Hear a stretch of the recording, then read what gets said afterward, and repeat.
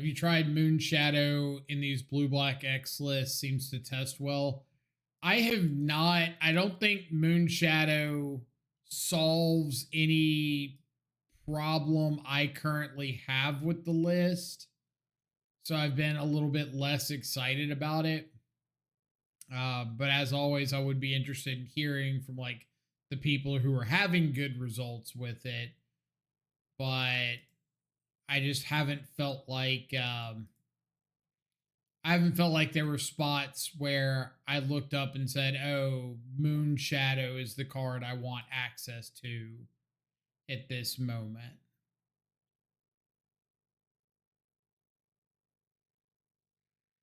Aether Vial. So is this like Merfolk? Should I just force a negation this? Probably.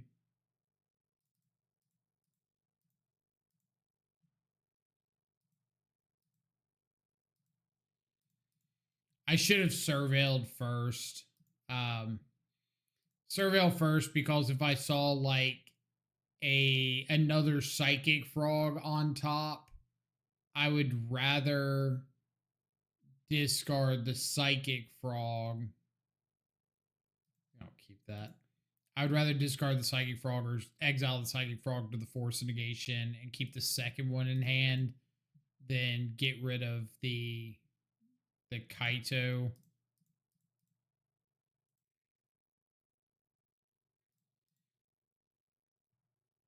And if this is Merfolk, there's a high density of 2-drops and like lords. So I would want access to Spell Snare for those. Yeah. They could have Cavern of Souls, but if I'm playing around like they just had Aether Vial and they have Cavern of Souls and they draw relevant cards, I'm probably pretty in trouble anyway.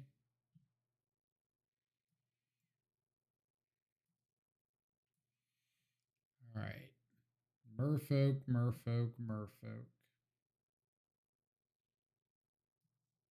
Could end up not being Merfolk. Could be something completely different, but at the moment, we're going to assume that's what it is. Do I want pest control? What does the current Merfolk list look like?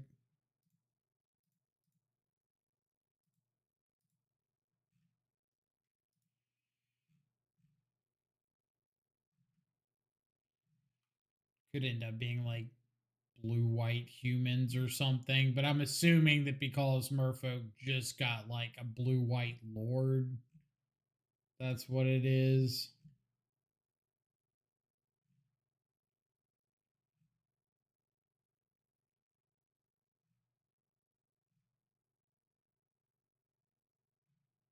I don't see any Merfolk lists.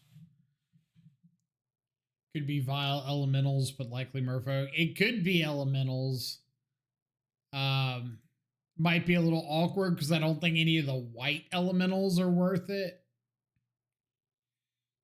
But I've been wrong before, so.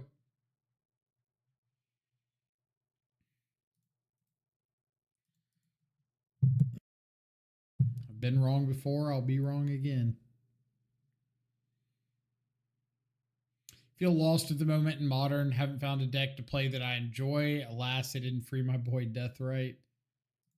Yeah, I would have liked to see Deathrite unbanned. Going back to what I was saying at the start of the stream, I think Deathrite is a targeted unban that makes more sense. I think a lot of the untargeted unbans just don't make like any sense whatsoever. I don't really care about unlicensed hearse.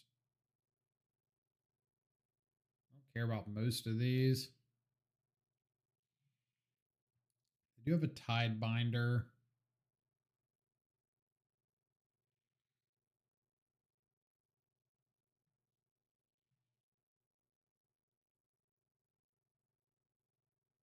I'm gonna start taking creatures.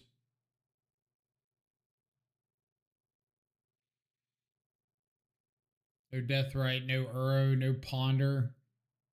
You can miss me with the Uro unbanned talk. That one I will never sign up for. I don't think that's a card. I don't think Uro is a card that should ever be legal in the format. Um, but we can have a discussion about Ponder and Deathrite. What is this? Something exhaust straw.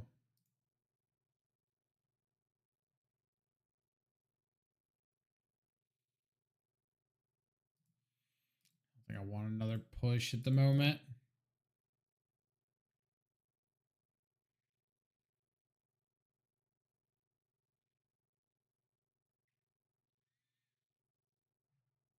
What are you disappointed about? Haven't done anything to be disappointed in yet.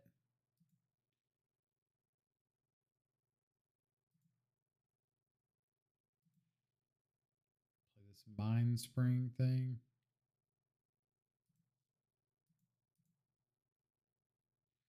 Oh, disappointed in the ban list, not in me. Okay. Makes more sense now. I think being disappointed in the ban list is fair.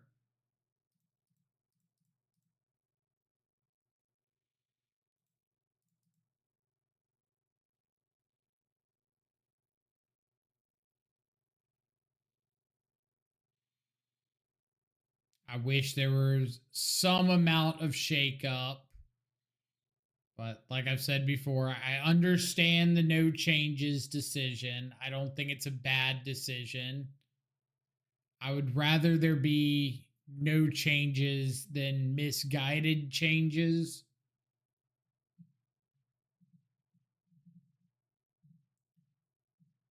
I can exhaust one of these. Harbinger of the Seas. Don't really want that resolving at the moment.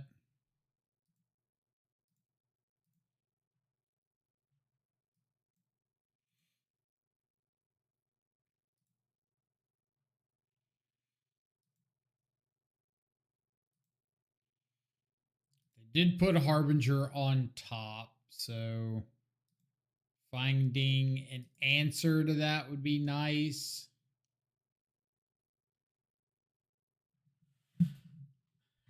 Deluge.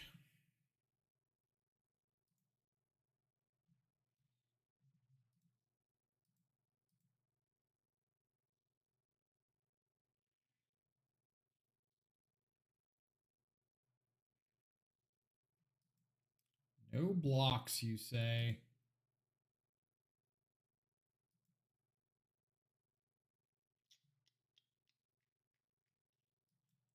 Well,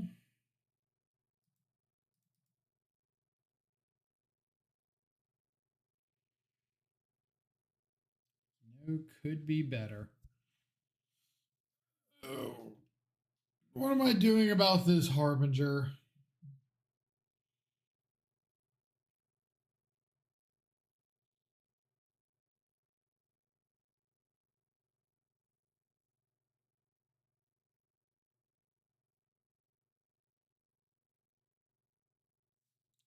I gotta cast something now.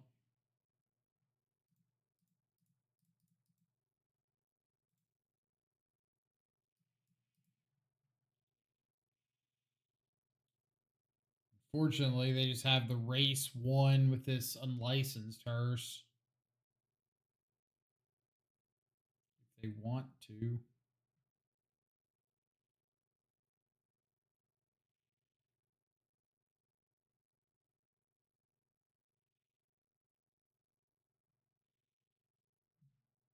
That's a playable card. Let's go to combat and attack.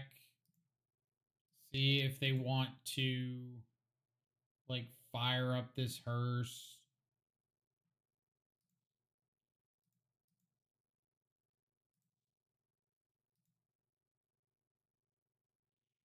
I think I'm going to discard the Toxic Deluge too. a lot for me.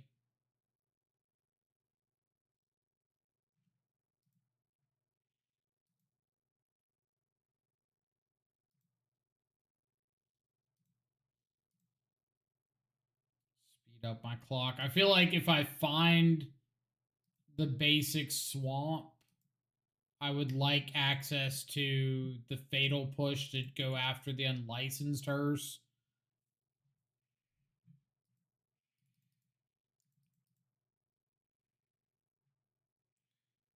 We also have the chance of just killing them in 2 turns if they never like fire up this hearse and attack.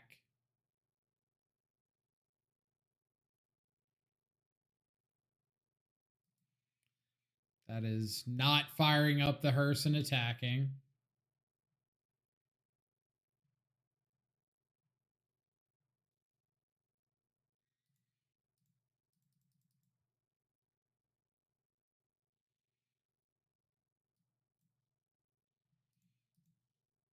Yep.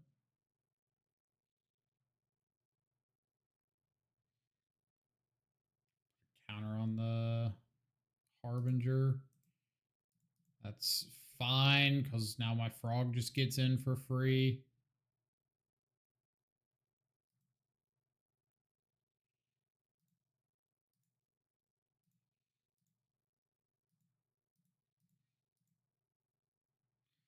One, 2, 3, 4, 5, 6, 7, 8, 9, 10, 11, 12, 13. So I'm dead if I don't draw basic swamp or blue, like another Tameo.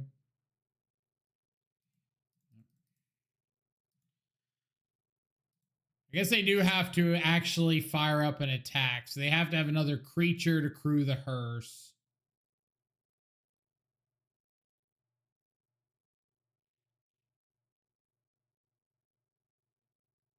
Which if they have any like blue-white creatures in hand, they can't play at the moment.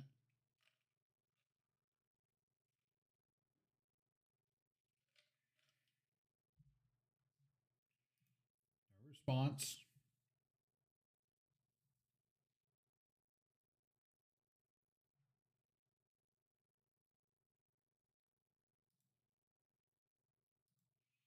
I bet they have the another hex catcher.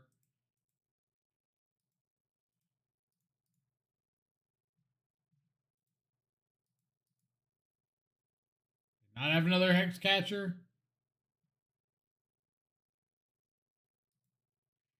You have like a sink into stupor.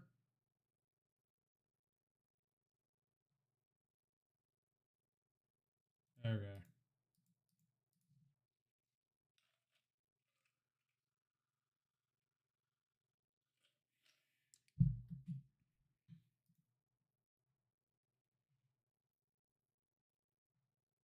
I kind of feel like in that spot you could just go for the sink into stupor, like on your own main phase.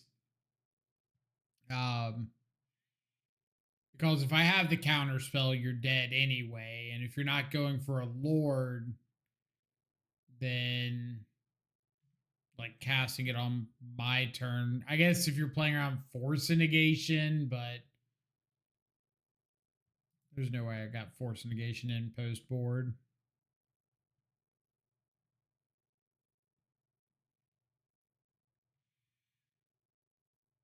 Pest control looks like a little bit better after seeing Mind Spring Merfolk. But at the same time, I don't know if it's enough to warrant. Like, I could just take out all the white cards, prioritize finding a swamp, and not care about a lot of stuff.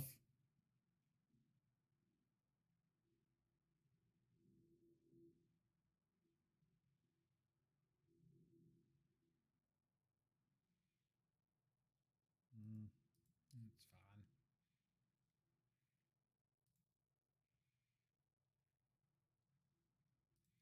fine. Less fine.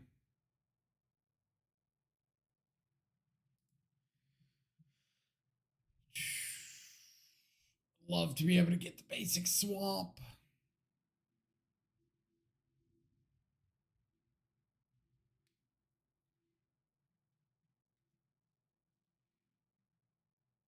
Am I throwing back?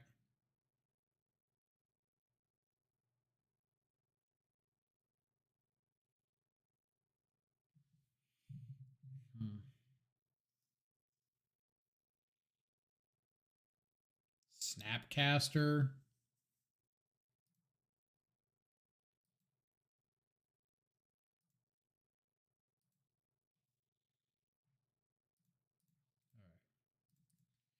Basic swamp is achieved.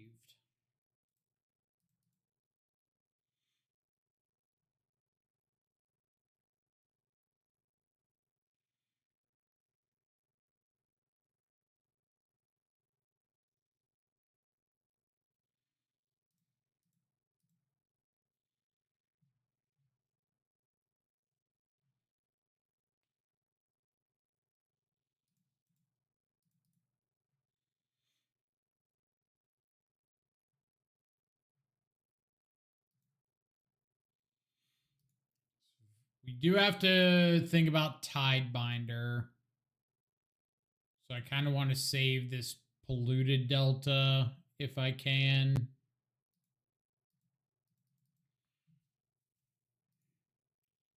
I could also just have Harbinger next turn.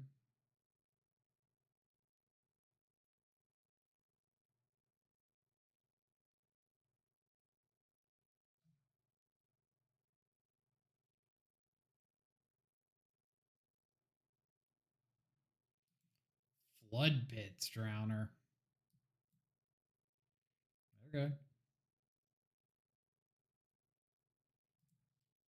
That is a magic card.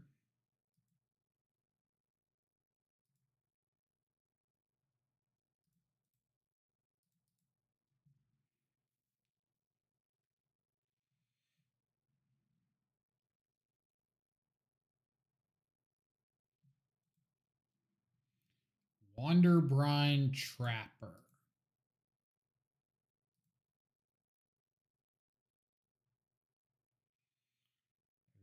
That being a 2/1 is pretty problematic here.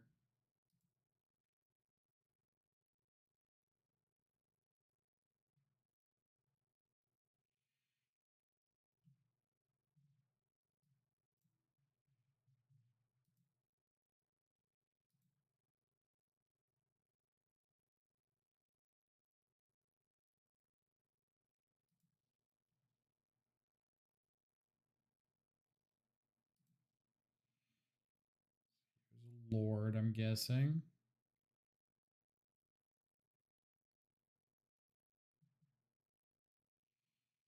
I say it being a 2/1 is problematic because they can attack back into Kaito pretty well.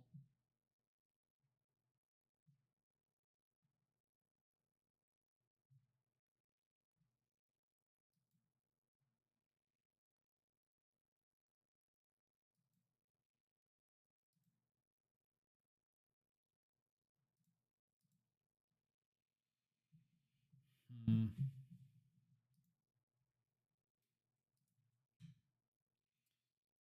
So we attack,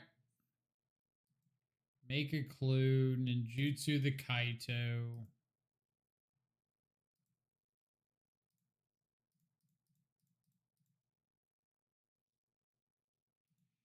That one.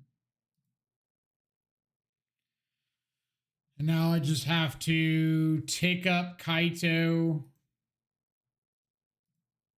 replay Tamio.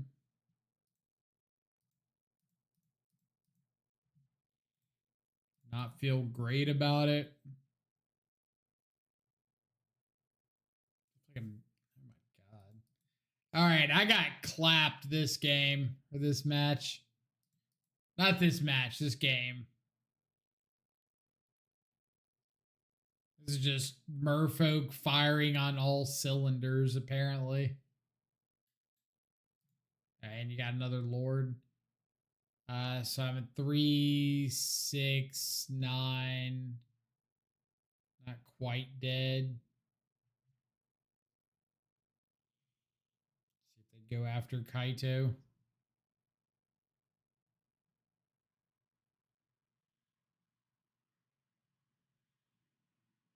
I think they should just send all of these at me and play their Lord. I don't think they should care about Kaito here because, like, this is giving me an avenue of top decking like a sweeper and just absolutely wrecking their board with like some life to play with.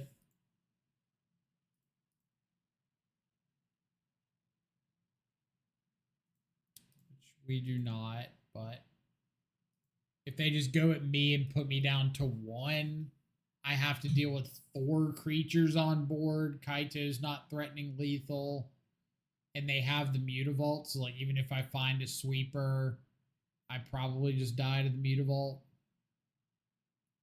I can't stun it down.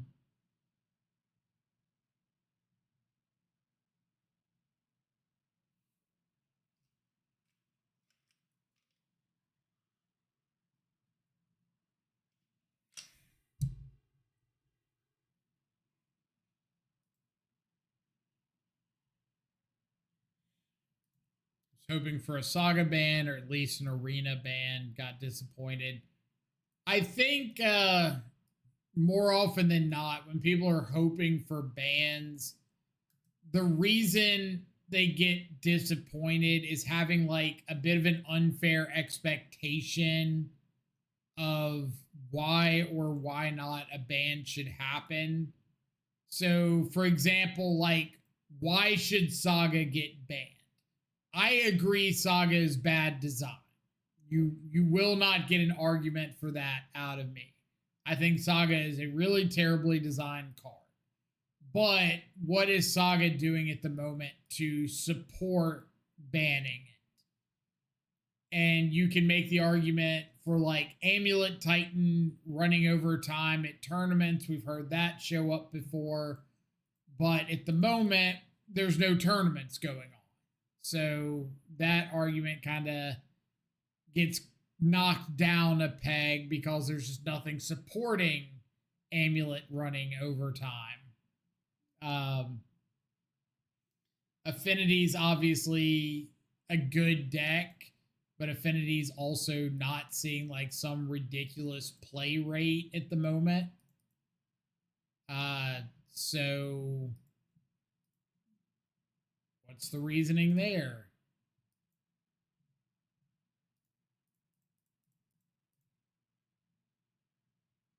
Oh, look, was I Kaito all along?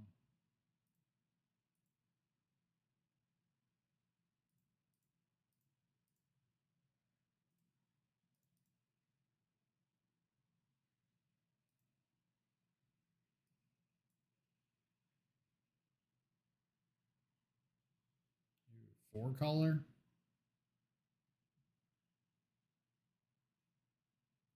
This is fine.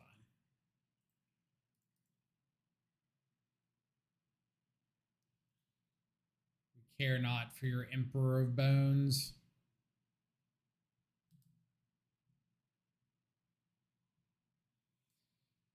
So I want to get Kaito out of Emperor range. So I think I'm just going to go ahead and tick it up and attack. That way, even if they, if I'm able to like answer their ways to get cards in the graveyard, I don't have to actually answer the Emperor. I could just leave it around and still have Kaito protected from attacking back.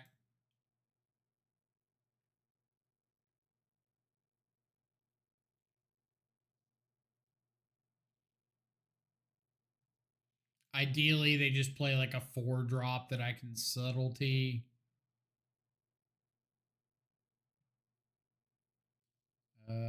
Sure. Oh, they're thought seizing themselves. Okay. That's kind of cute. So I'm going to let you target the Emperor of Bones or target the Gristlebrand with the Emperor of Bones and then cast Shieldred's Edict, making you sacrifice a non-token creature.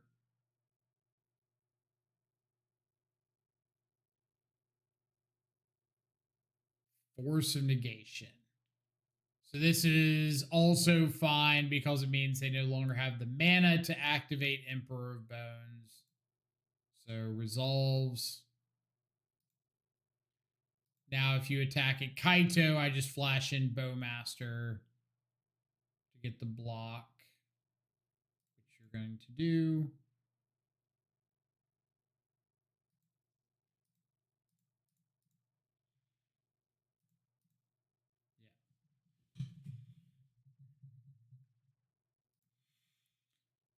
I have arguments for Saga because it was in two already banned decks, Nadu and Breach, and a problematic deck like Titan, very feel bad deck like Affinity. Yeah, but unfortunately, feels bad isn't enough of a reason. Opponent just scooped the match. Fair enough. Opponent or feels bad isn't enough of a reason. Definitely need some more argument than that. You mentioned Arena of Glory. That was I posted my podcast video last night, and I had 3 cards from Modern that I think would be a net positive to ban from the format. And Arena of Glory was one of them. I'll pause the league for a moment to go over this. Arena of Glory was one of them because one, it's in 3 of the top 6 decks in the format, including the best deck, Boros Energy, Jeskai Blink, and Zoo.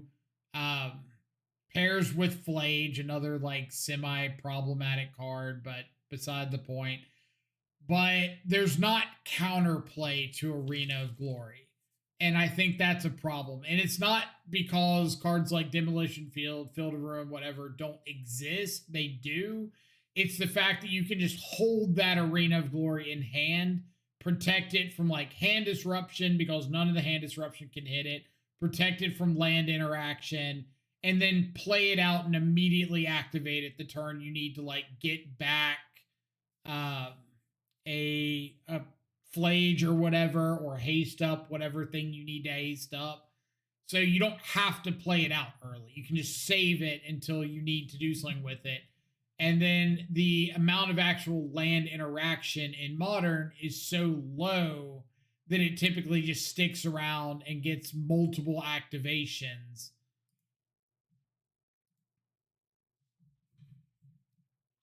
Field of Ruin is counterplay to Arena only if they play it out early and you have Field of Ruin. Because like if they choose to just sit on it in hand, get a Flage into the yard, and then play the Arena, your field does nothing.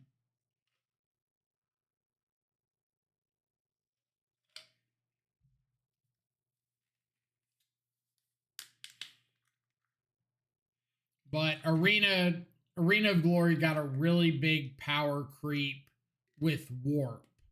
Being able to warp Quantum Riddler and not have it go away immediately and get to just attack into it or attack in with it is pretty devastating. Or you'll have those random turns where players like warp a Quantum Riddler off their arena, draw into a second Quantum Riddler, still have a red floating, warp the second Riddler, draw 3 cards, and then just like hit the shit out of you. And you're like, ah. So you drew 5 cards this turn, put 8 flying hasty power into play. Seems good.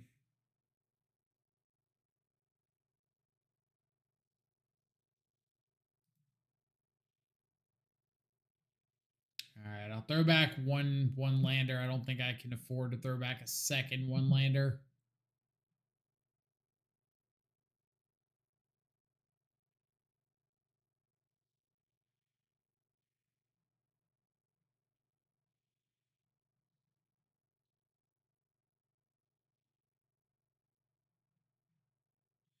Playing 4 Ghost Quarter, 4 Assassin's Trophy, an Ice Hill Explorer, and a Badger Mole Shell for vibes. F them lands.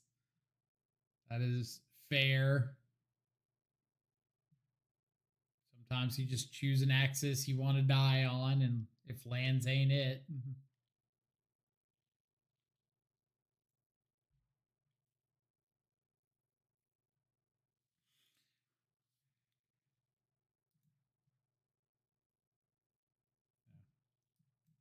I think I was supposed to keep that last hand, but this actually turned out okay.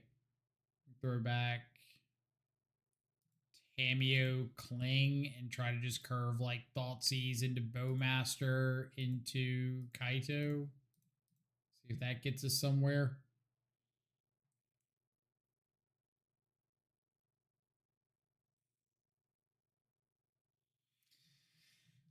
Huh.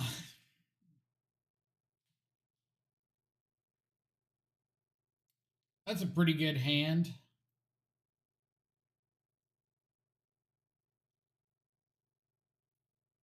This is where we get into the problem of if I take Ragavan, then I just can't deal with Guide into Voice into Blood Moon. So I think I have to take Blood Moon because I just can't continue playing Magic if they get Blood Moon down, which they're going to have on turn 3, and hope that they play Ragavan turn 2 or their turn 1.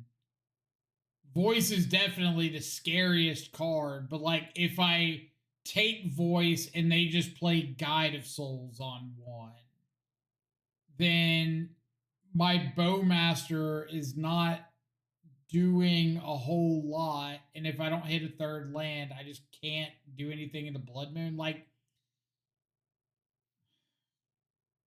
we can try taking Voice, but we have to draw another way to get a basic. If we don't draw another basic, we're absolutely cooked.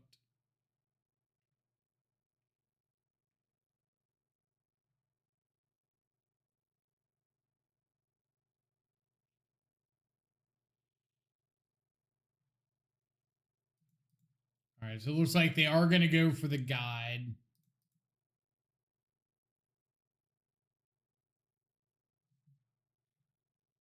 Maybe not.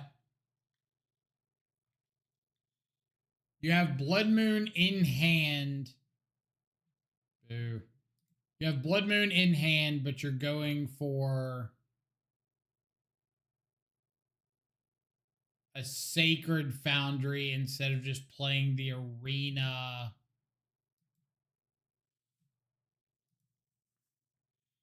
Oh, wait, Arena comes in tap, doesn't it? All right, never mind.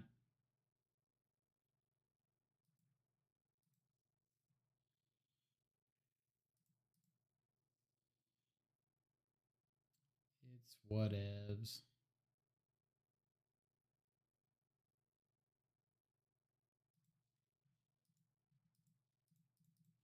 If we get mana tithed, we were never winning this game in a million years. Getting the basic swamp here because I've got more basic island fetching lands than I have basic swamp fetching lands.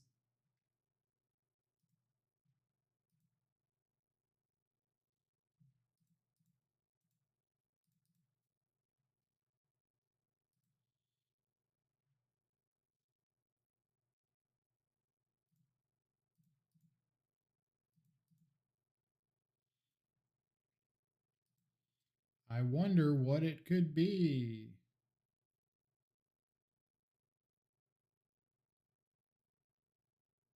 Play a Spyro, play a Spyro, play a Spyro, play a Spyro, play a Spyro, play a Spyro, play a Spyro.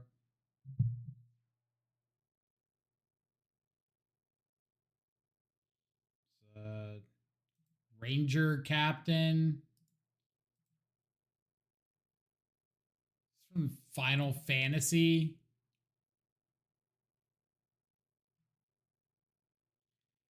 Okay. Is there any chance that they sack the Ranger Captain instead of Guide of Souls? I think the answer is no. But I want to give them the chance. I don't think this one life and one energy matters that much.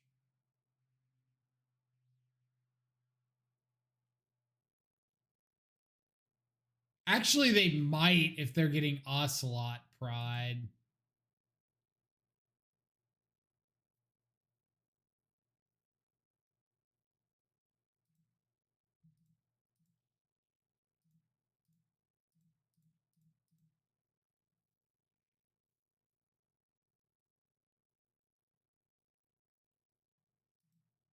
They do.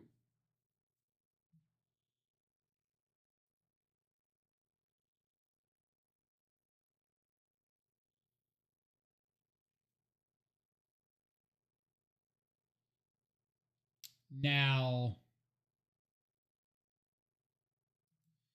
I'm going to attack in with both.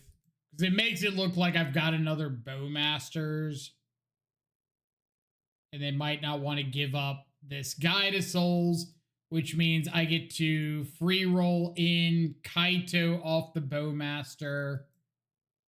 And now I have an answer to the Ocelot Pride.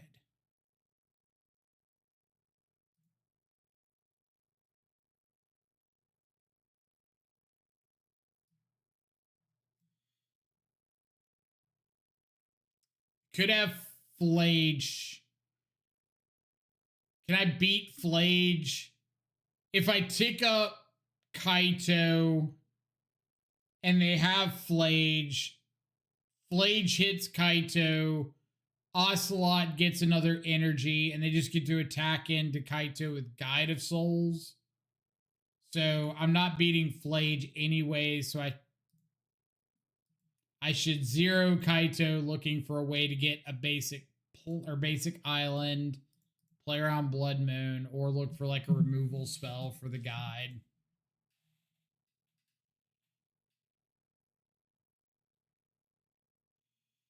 I don't get this Shock Foundry. They just took 2 damage for no reason when they have Arena. Well, the Arena would have come into play tapped on turn 1. So they wouldn't have been able to play the Ragavan off of it anyway.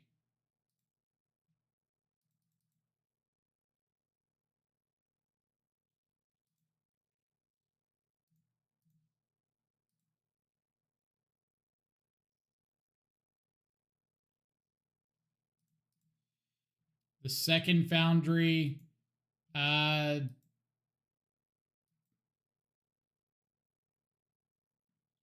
what did the second Foundry do? Oh, yeah. Second Foundry should have been a basic Plains. When you already had Blood Moon in hand and you know about it, it absolutely should be a basic Plains. Okay. So they've got enough to jump Guide of Souls.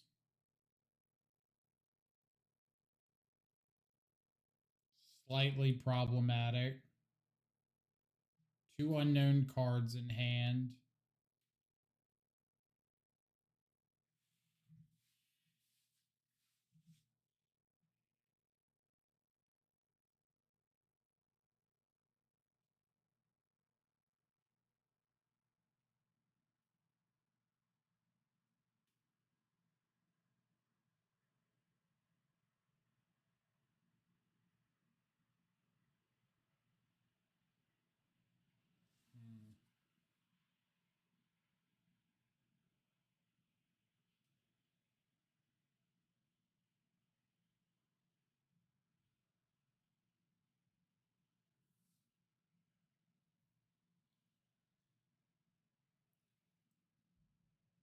I don't hate the stun guideline.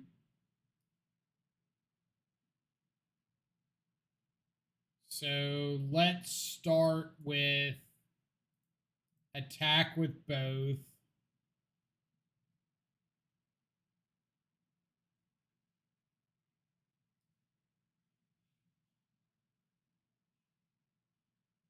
Yeah. Attack with both, because if they block the army token... All right, so now I just get to Bowmaster, shoot you.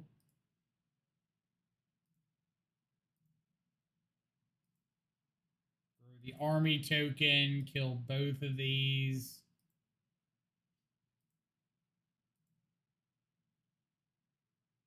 Stun Guide.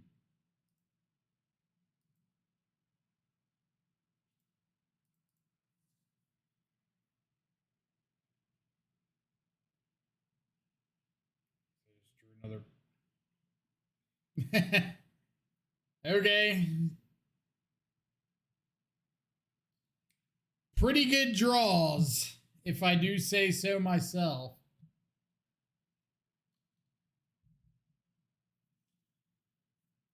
I don't think we're winning this now.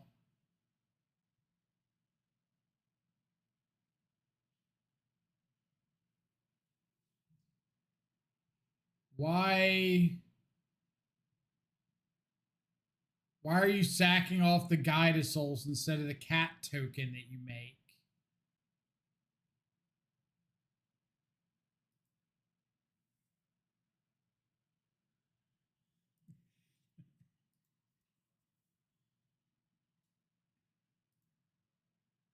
Show me the Ajani off the top.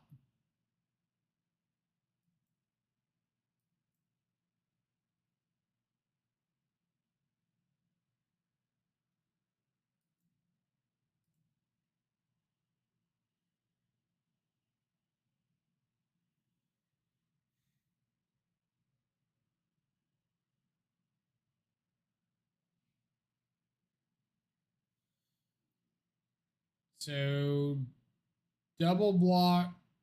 Like if I block with just the army token, they sack this. First strike kills the orc. If I double block, they can kill the bowmaster. Cat dies, or they kill the orc army and the bowmaster lives. So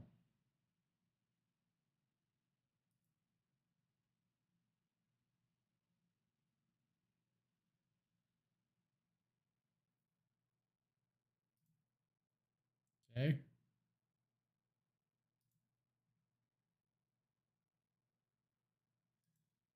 Give me a frog. Not a frog.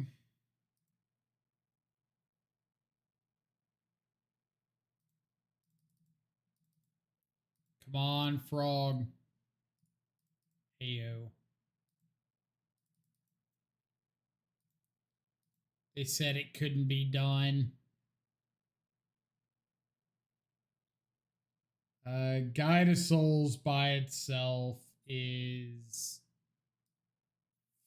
fine. I can race Guide of Souls.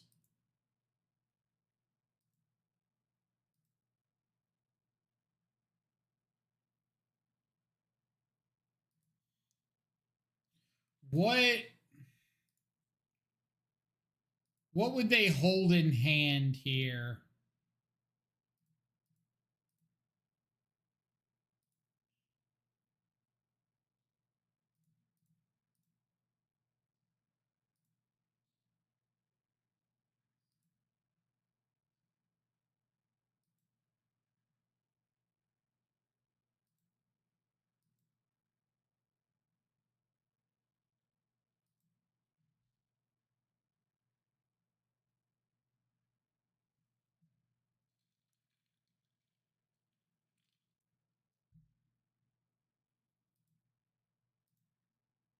Yeah, Charm could be a good call.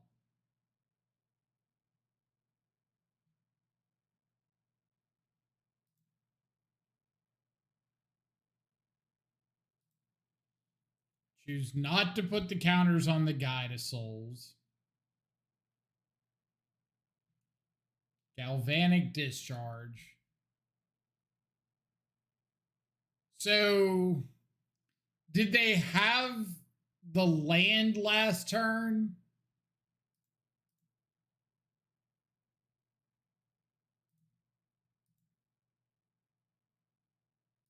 Just had a dead card in hand.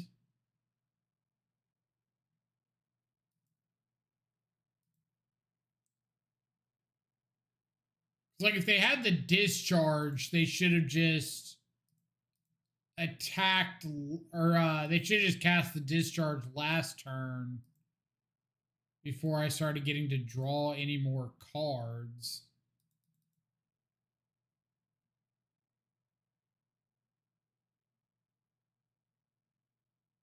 All right, so now game should be over.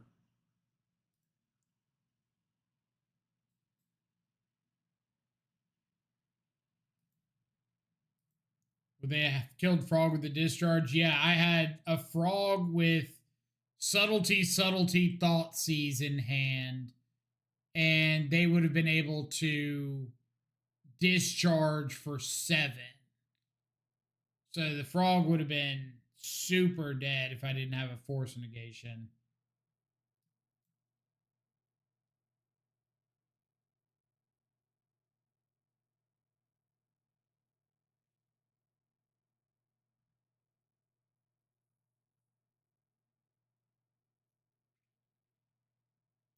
All right. I'll let y'all see the lethal line.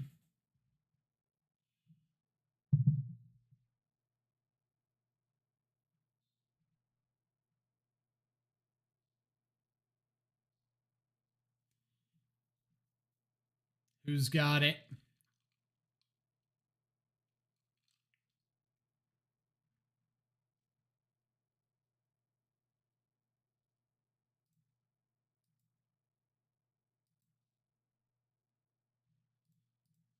Discard. Discard. Discard. Flashback. Cling. Draw a card. Escape. Cling.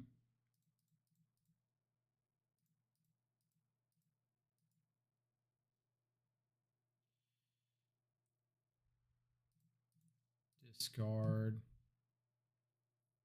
Boom.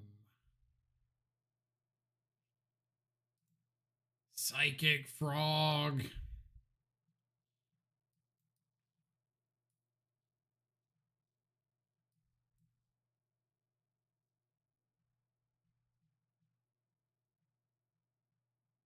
People still out here doubting the power of the frog.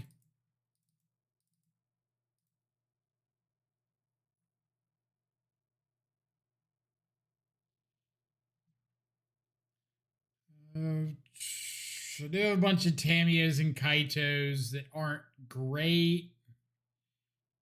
I might swap out a Kaito with a Harbinger.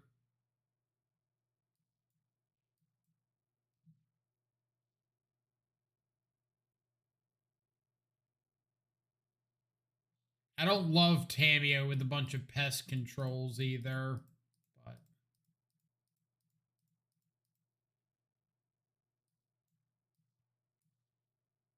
something like that.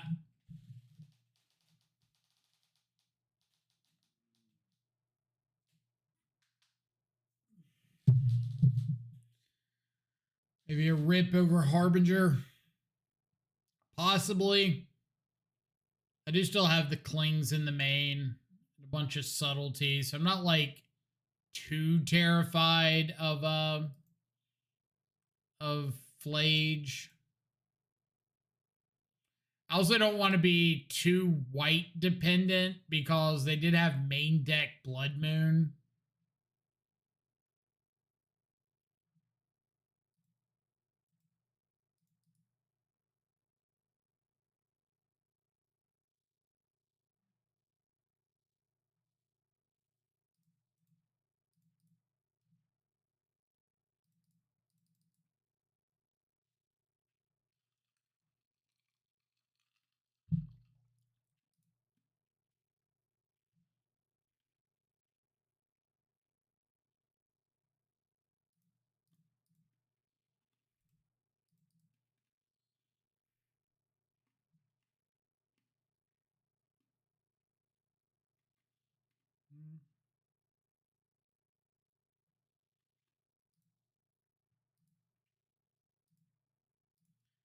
Yeah, that could be a good follow up to a sweeper. Maybe we get to subtlety something here. If they Blood Moon right here, then this sucks. But I didn't have a way to get a basic swamp anyway. And I don't have a way to stop a Blood Moon. So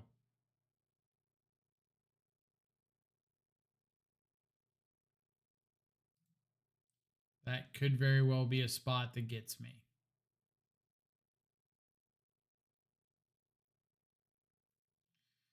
Yep.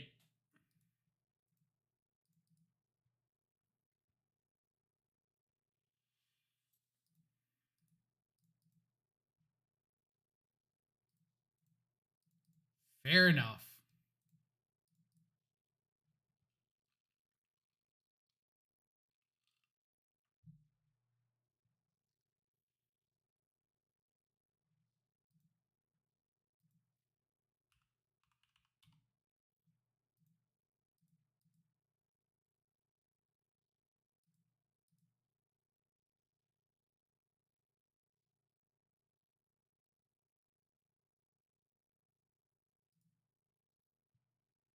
Pretty sure my out at this point is drawing into the basic swamp, so I'm just going to play with that in mind.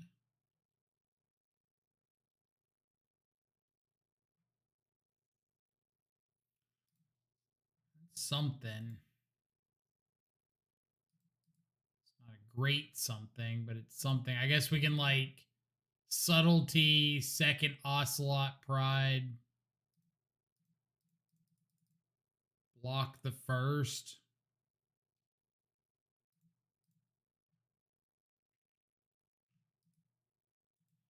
Maybe they have nothing.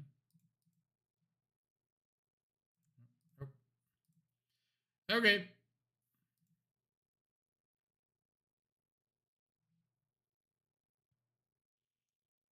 On the bright side, Rest in Peace would have done nothing into that.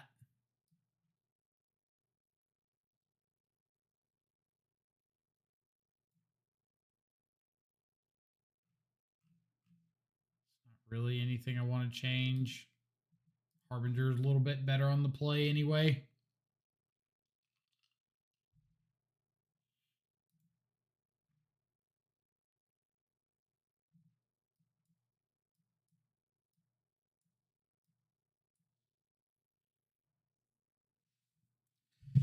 Okay.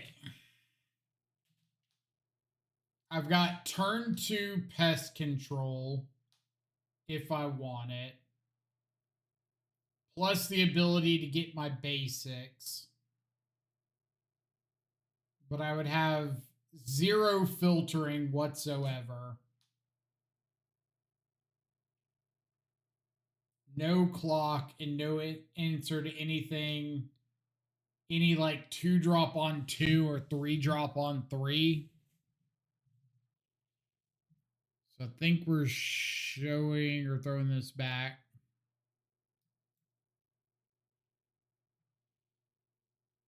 This has got some basics if I want them. It's got a frog on 2 or bowmaster on 1. Or bowmaster on 2 for their 1-drop. Or frog on 2 for mine.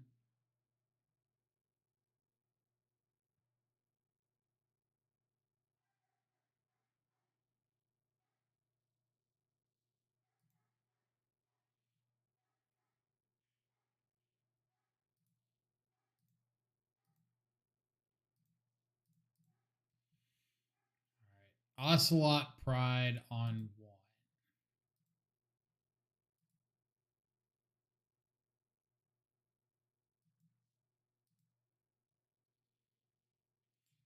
Ocelot, I think, incentivizes me to play frog here. Because I'm assuming that if I hold up Bowmaster and I go for Bowmaster the Ocelot, they're going to do something like a Johnny on their turn.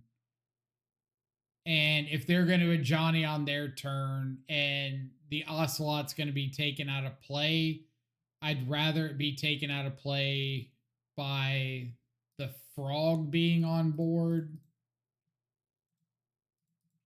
than the Bowmaster on board. The frog can start attacking. The bowmaster's just kind of like stonewalled. They could have Voice of Victory here, but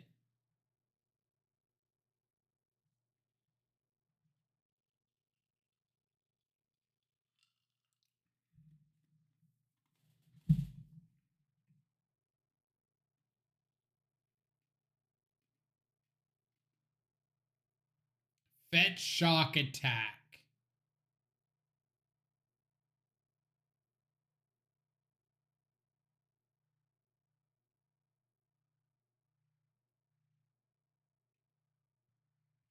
So it's either Celestial Purge and I just block and like let them purge, so be it.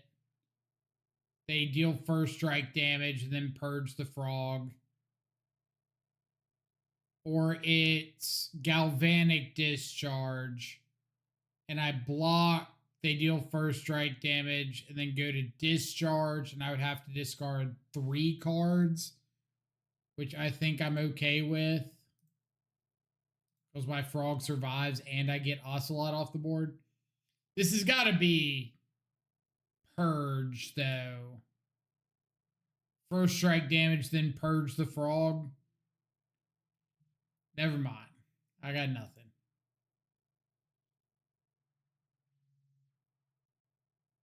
Ooh. Hear me out. Hear me out. Hear me out. They Galvanic Discharge. I discard 3 cards, and then they Sun Lance my frog.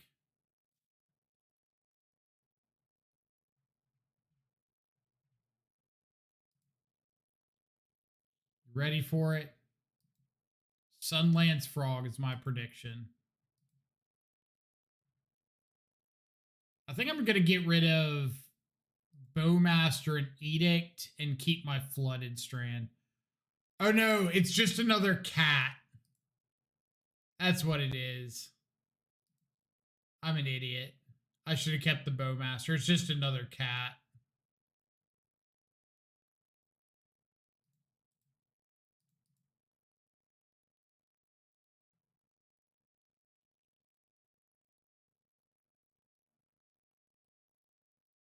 %, just another cat. Yeah.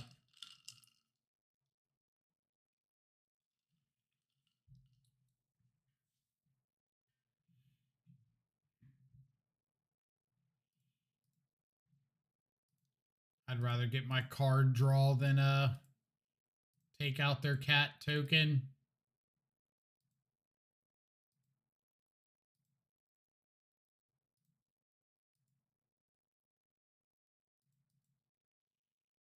Yeah, I don't know why figuring out that that was second cat was such a nightmare.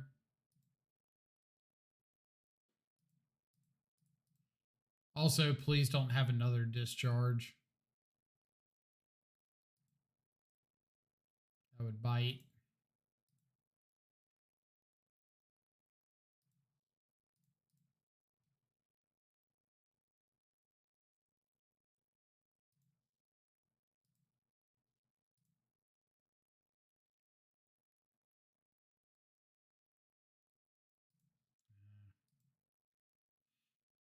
Welcome back to Modern.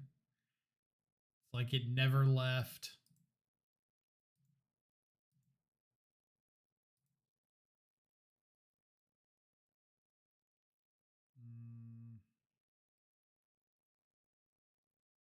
Do I just want to deluge away these 2 bodies? Kind of like if they had a discharge, they would have cast it. I was tapped out with 1 card in hand. Discharge just kills my frog outright. So I kind of want to deluge here, get rid of the Guide of Souls so that they can't jump something on the crackback. And I just get in a free attack with the frog.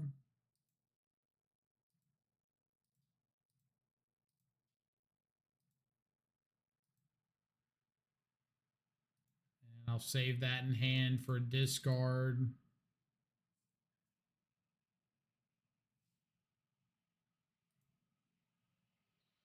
Show me the Blood Moon. You got it.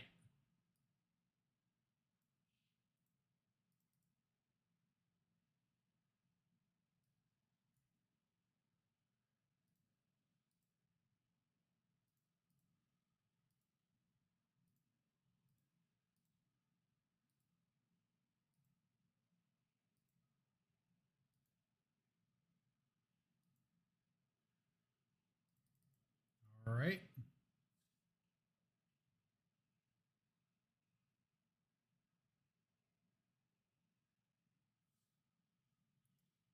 Flage. Is there anything they can do if I just subtlety this?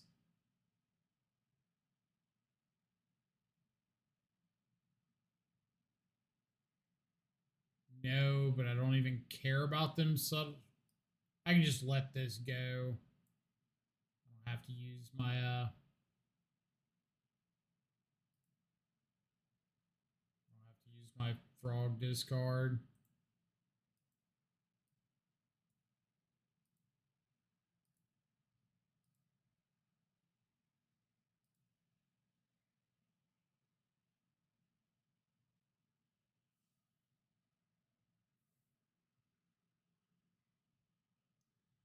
I'm gonna get got by some random card I've never heard of before.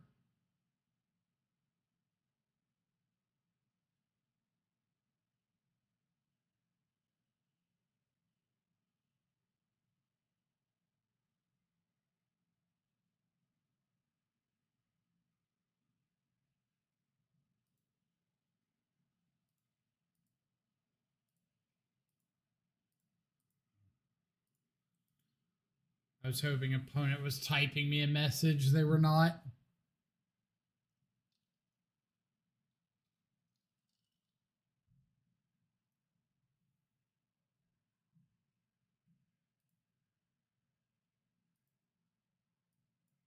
They still could be.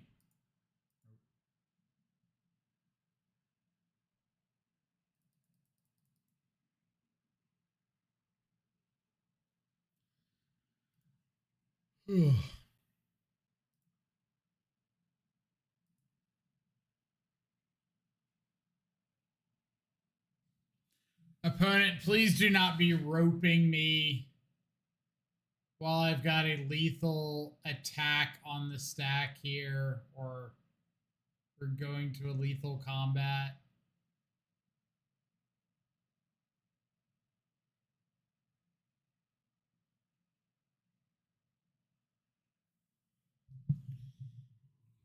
Oh.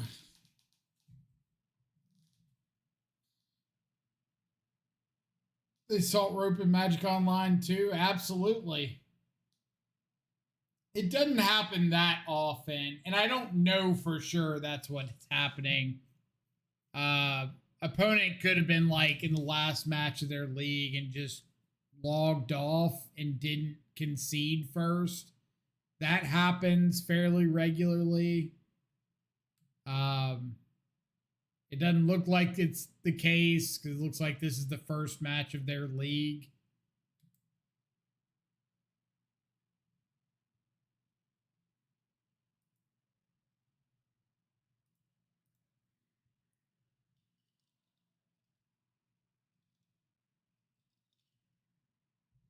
Classic Boros player.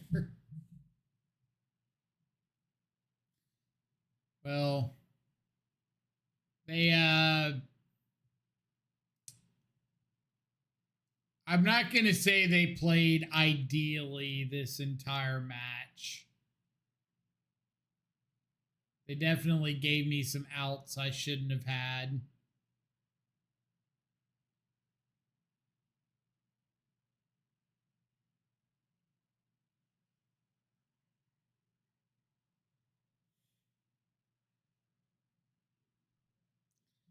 Just part of the Moto experience, I guess.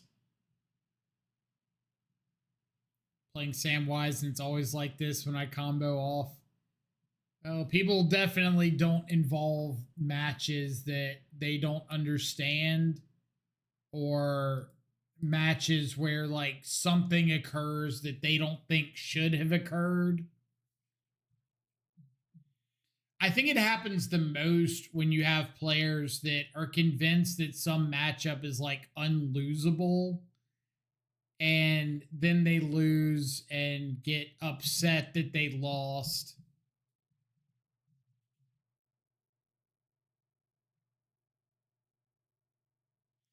It's always like this in Arena. They just AFK until they run out of time. Yeah, I know Arena is pretty bad about it. Usually it's not that bad on Magic Online.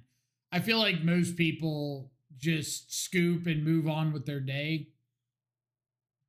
SETI coming in with a 6-month resub. Thank you so much. Welcome back to the subscribers. Greatly appreciate it. But my opinion of chess clock magic, and this is more from like the me playing as a Magic Online player than as a Magic content creator. When I play Magic Online, I understand that both players are allotted 25 minutes. If you do nothing for your entire 25 minutes, I am completely fine with that. Like, that is your time. You can use it however you feel like using it.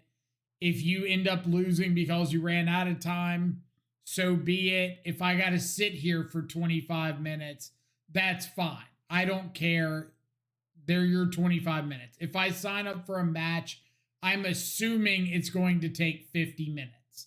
I'm not assuming that the match is going to be over in 15, and when it gets dragged out to 35, I get upset about it. So this doesn't bother me in the slightest. But I understand from a content creation standpoint, it can be a little bit frustrating if you're watching the event or you're watching the stream and it's just sitting here doing nothing because opponent won't scoop, we can't do anything, there's no judge to call to be like, oh, my opponent just got up and walked away from the table.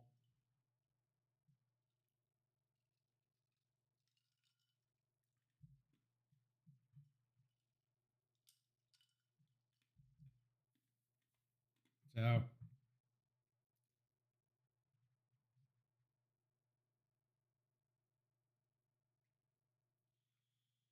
and I certainly understand frustration being relevant in the game.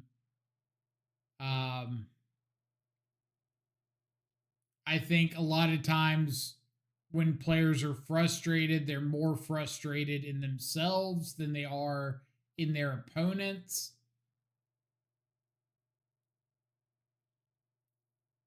Why they still not losing? Is it a 5-minute timer? I think so. And I think they scooped or stopped doing anything like right at 13-ish minutes. So unless they've changed the clock time, it should be over any second now.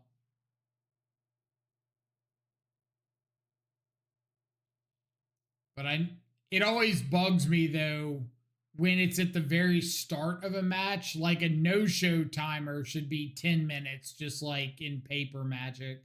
But I think on Arena or on Magic Online, it's like 13 or something.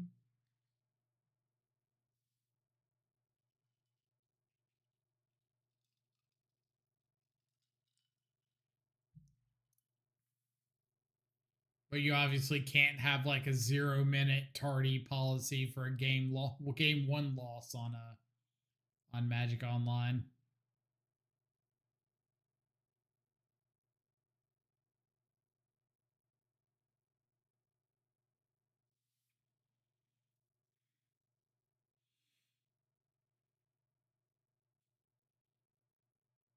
Woo. Opponent has lost the game due to inaction.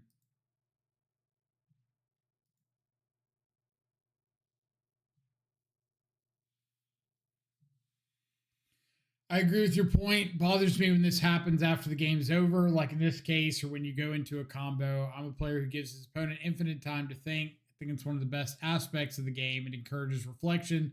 But in these cases, he's simply a classic Boros player, which is a reasonable opinion to take. I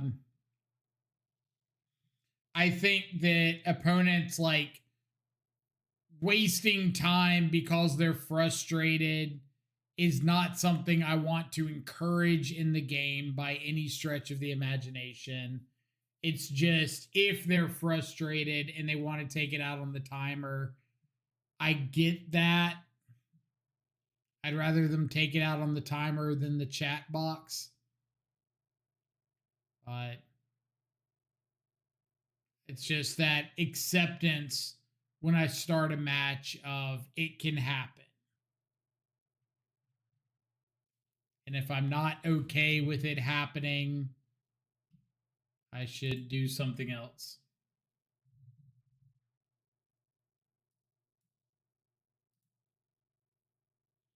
I always get the chat box thing. Occasionally I get chat box salt, but I usually have the chat box turned off, so I just never notice it. Or they can learn to manage their feelings like an adult. You're asking a lot of people.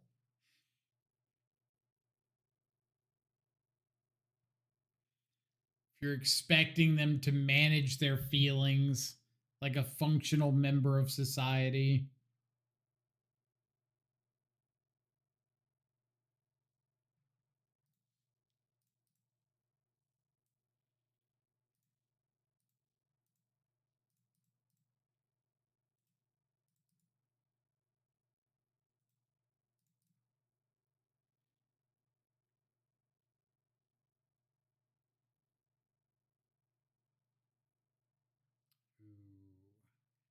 That's a pretty hot draw, if I do say so myself.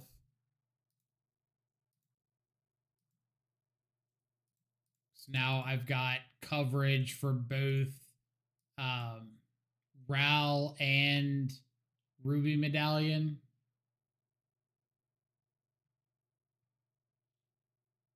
I say that because Azax is like a very dedicated, unfair combo player. Storm, Neoform, Underworld Breach. So I'm like fairly confident they're on some variation of one of those decks.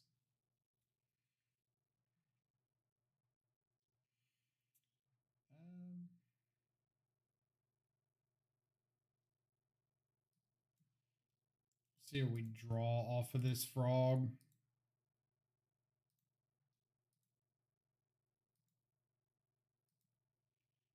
Shieldred's Edict. Not the most exciting card in the world. Would like a counter spell. So we'll get Tameo flipped. Can set up to try to buy back counter spell next turn. We've got, or buy back force negation next turn. We've got subtlety this turn. They have a second copy. Yeah, second copy of Ruby Medallion hurts a bit.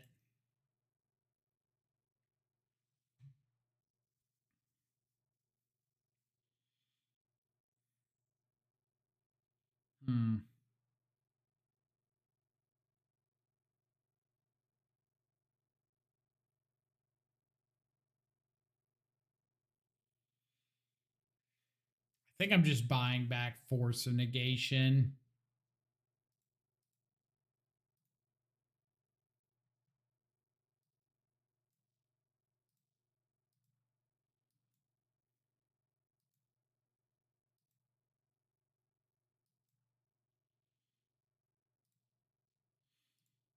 Drop down second frog, have counterspell force up.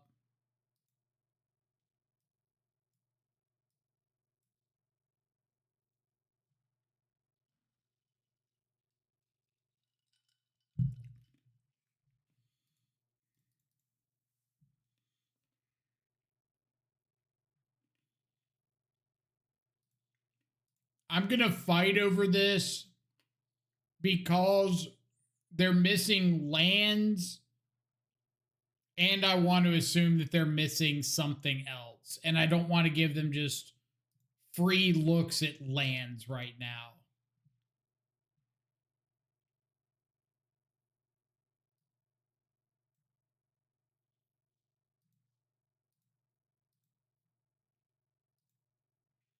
Morphos.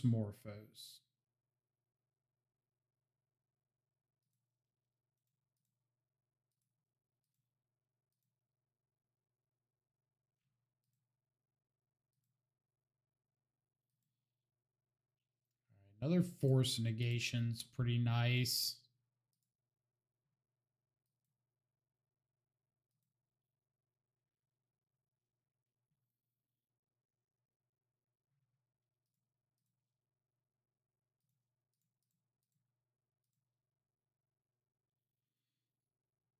think I'm just going to counter the 2 Manamorphose. Try to stop everything now, and then Tamio can buy back a counter spell next turn. Let's see it land and the ability to go off here. That would bite. All right.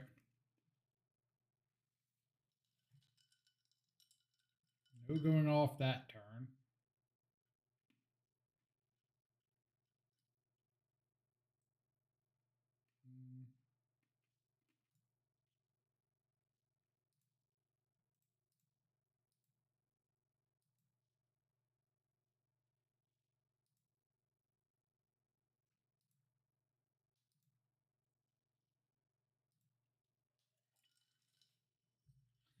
That's less than ideal.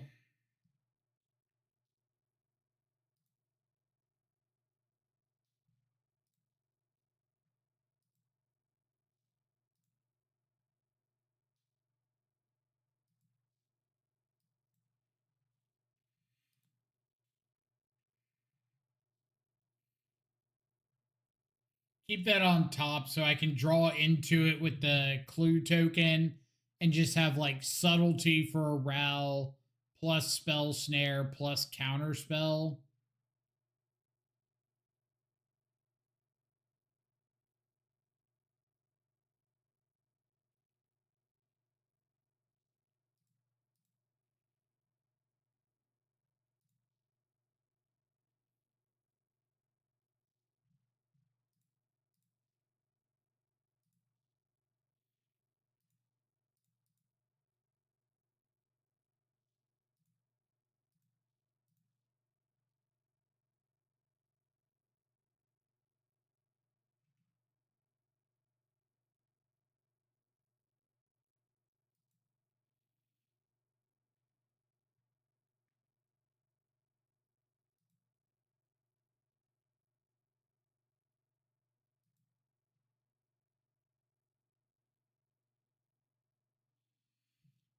So they put a Ral on the bottom. So this is second Ral.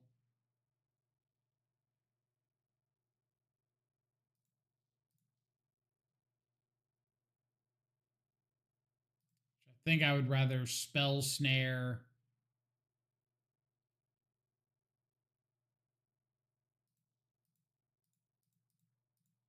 We're kind of just going with the approach of overloading.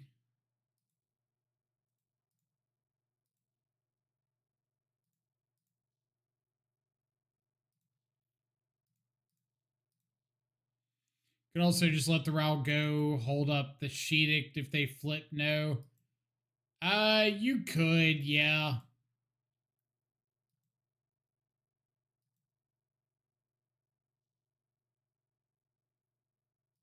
That would be reasonable.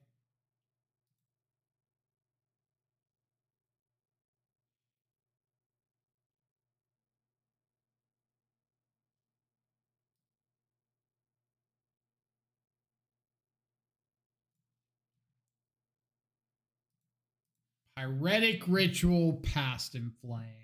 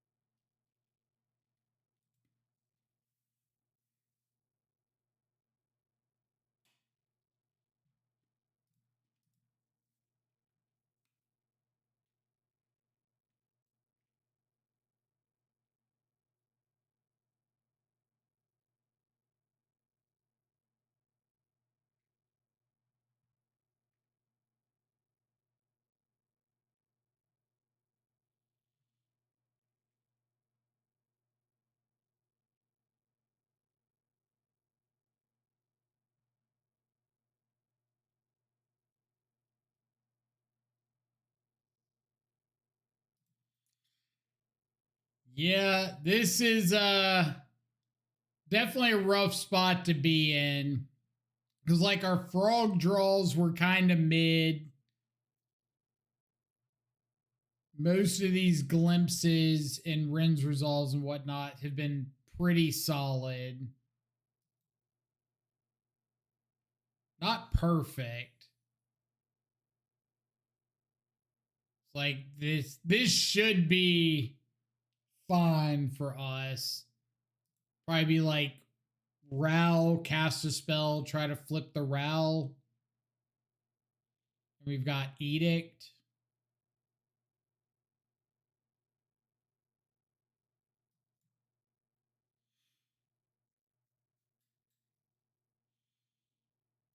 Got a dust for ritual.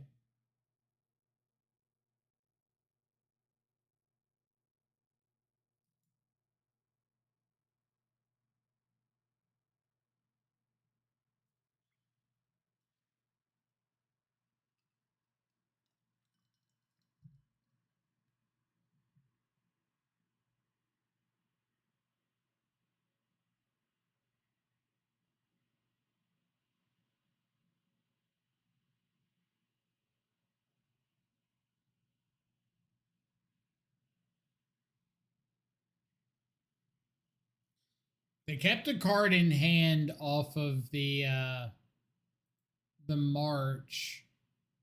So I wonder if their last card in hand is like a grape shot.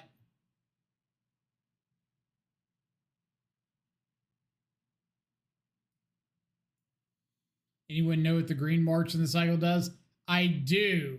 It's like if you target a creature, you can go tutor up a copy of that creature.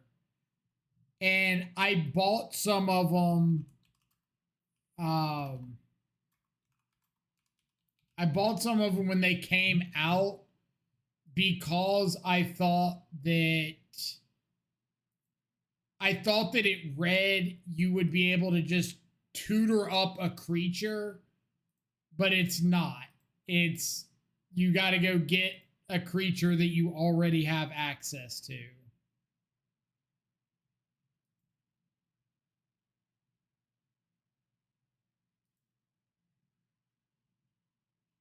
Oh my god, they found the kill. I guess not technically because they have to go for Past in Flames. I've got Bowmaster.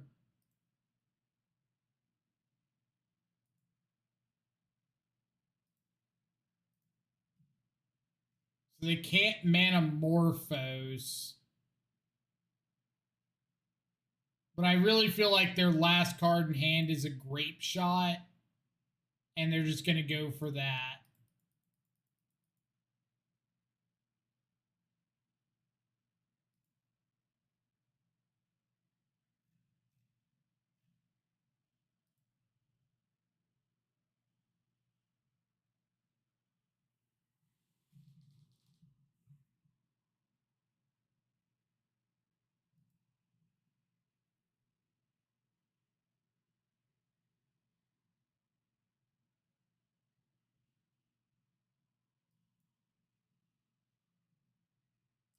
There's the Grape Shot.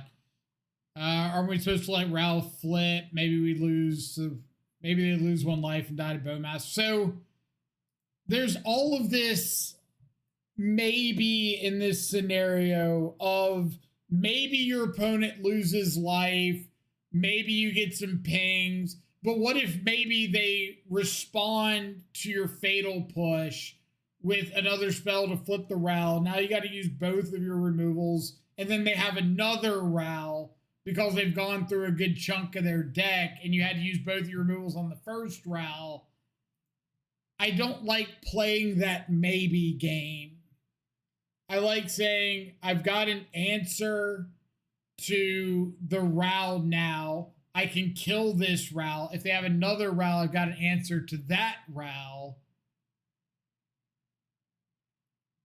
I just don't like playing the game of maybe things line up in this optimal way when I don't have to play that way, if that makes sense.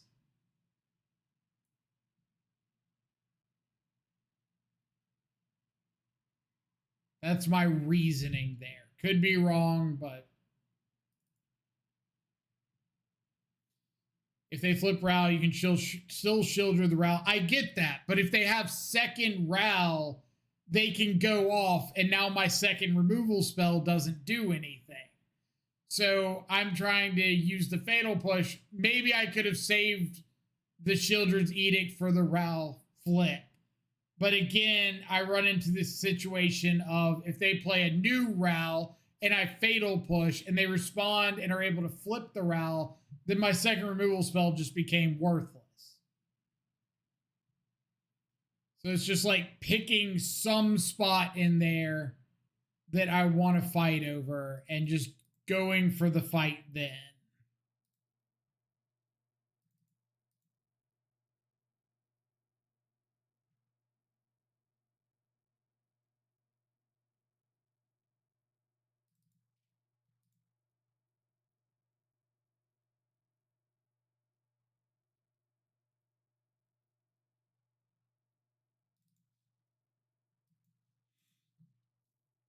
All right. What did I miss? What are we thinking of the white splash in the current meta? I think the white splash helps a lot of rough matchups. The problem I have with the white splash is I don't think there's any like true right or wrong as to what cards you need to be splashing for. Like I think Prismatic Ending is pretty good on the white splash in general. I don't know if Prismatic Ending's great right now.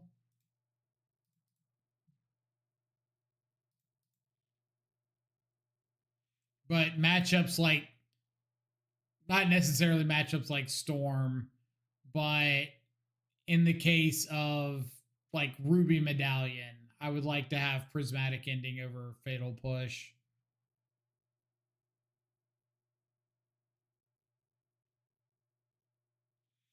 How unplayable are we at with Ketramos right now? I want to play him so bad. I don't think he's unplayable. I just think that like I liked Ketramos a lot more when Prowess was relevant. But now Prowess has kind of fallen off, so Ketramos gets a bit of a knockdown.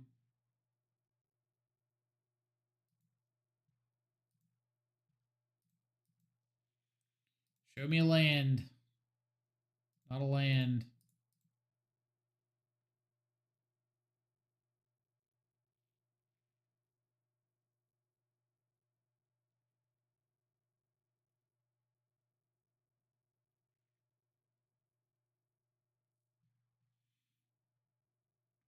They have Wrath the Skies.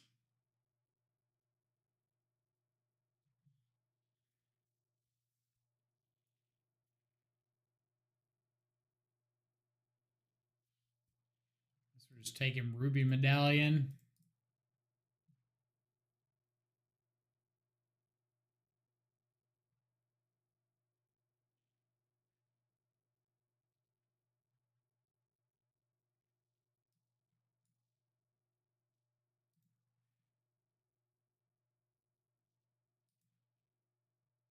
Then a Past in Flames.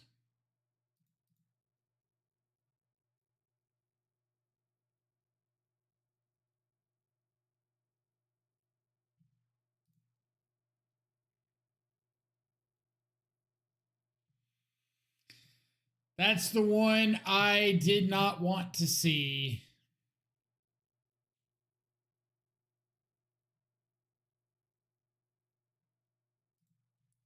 That is the worst possible top deck for us.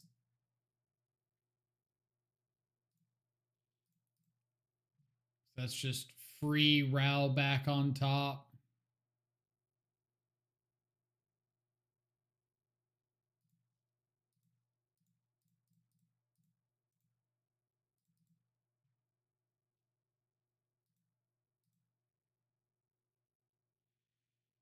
They have the Valakut Awakening. They have Desperate Ritual.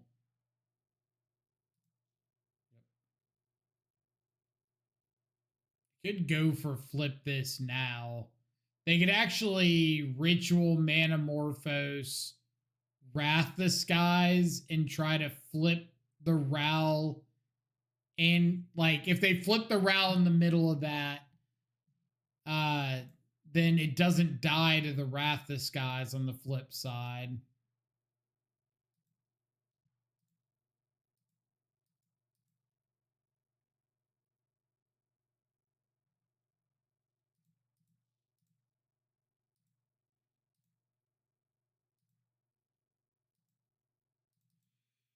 Oh no. Bowman flooded.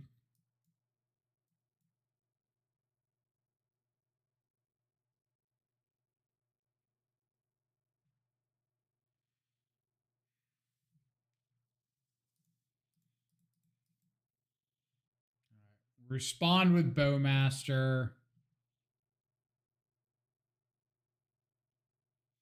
And I think I'm just going to target the Ral. Reason being is I get a second target here. They might just have another draw spell. If they flip the Ral over, that's fine. But they might just have a second draw spell and I get like another ping. They can't go for like Valakut Awakening.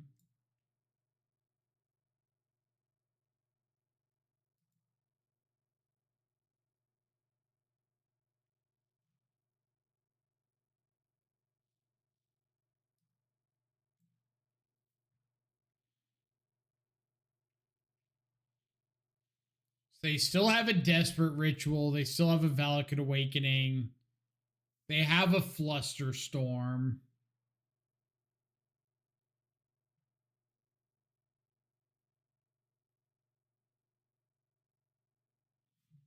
What is this wish for?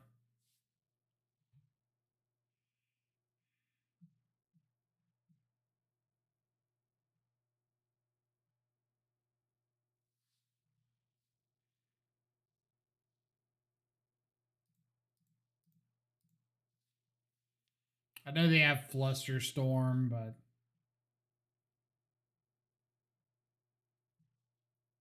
kind of have to use my stuff.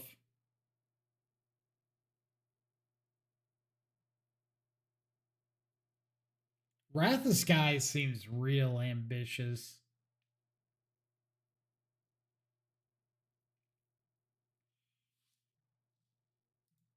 Might be Storm Scale Scion. Well, I guess technically it could be.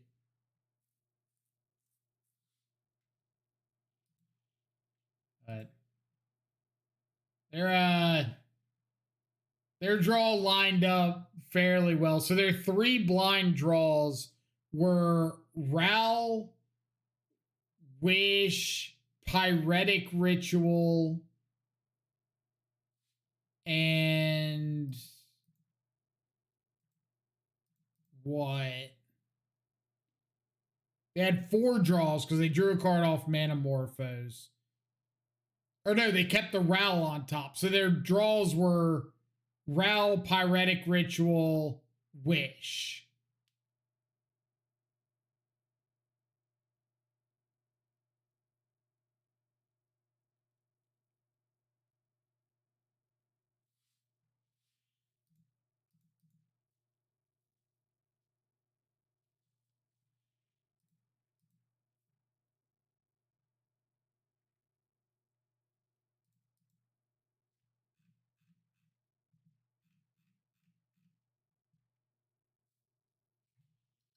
Now they just have to flip the Ral and not.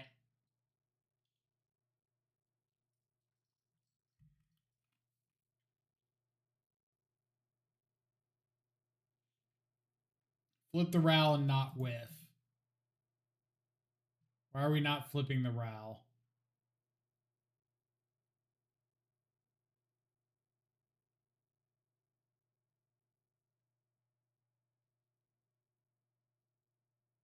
Did I miss the grape shot? Is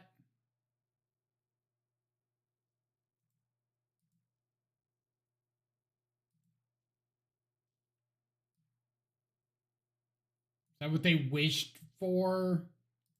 Then that still would be a missing draw. Heretic Ritual, Ral, put Ral back on top, replayed Ral, Wish, Wish for Grape Shot. All right, so yeah. That feels bad. Should have won that first game, though.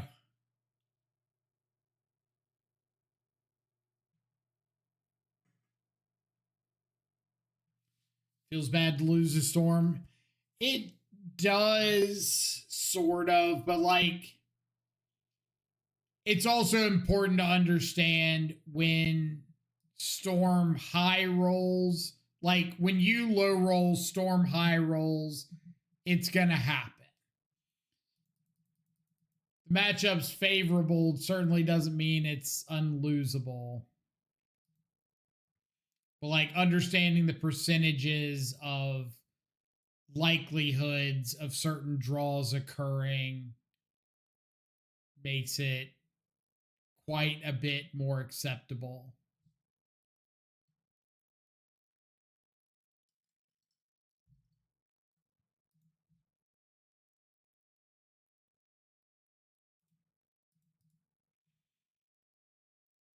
For example, we missed our second land drop. If we hadn't missed that, got frog down, and then subtletied the Ral, we would have had a couple extra draws off the frog.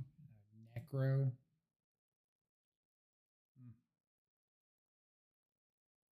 Not a matchup I like ever want to see. Hex Mage. So this means Overlord in their deck.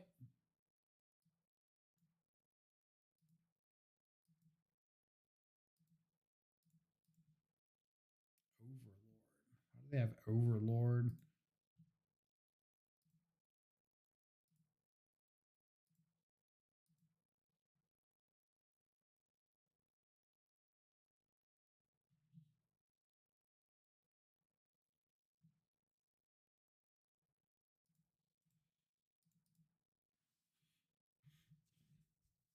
How do you have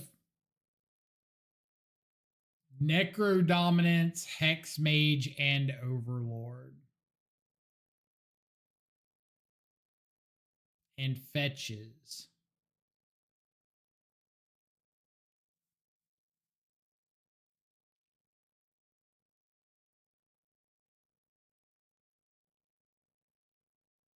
Seems like a lot of moving parts for one list. Oh man, Riddler Aziz. It's only 2 Riddlers in the deck. It's not a Riddler Blink deck.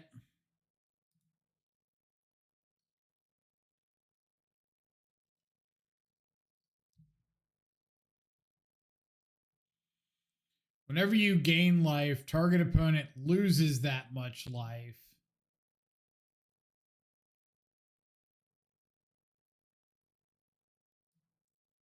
Am I just playing against like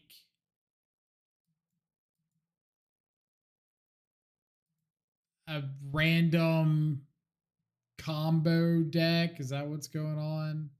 Like a trade binder combo deck?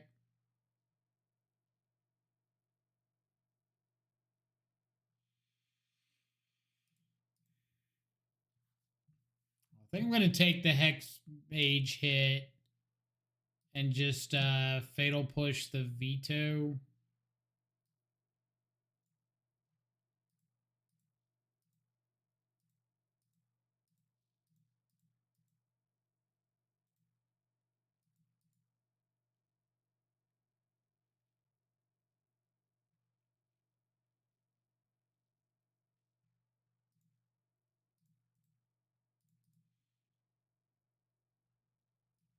At least it's not Riddler yet.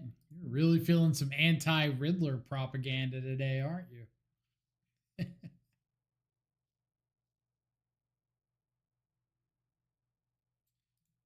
Thoughtseize.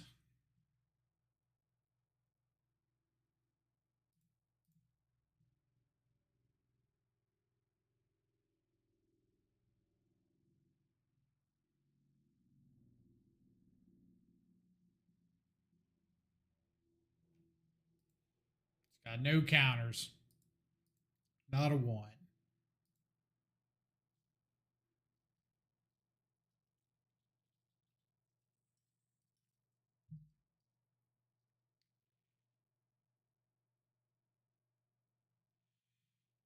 Never have like homogenized cards. Riddler basic mountain. Those dang basic mountains. They'll get you every time.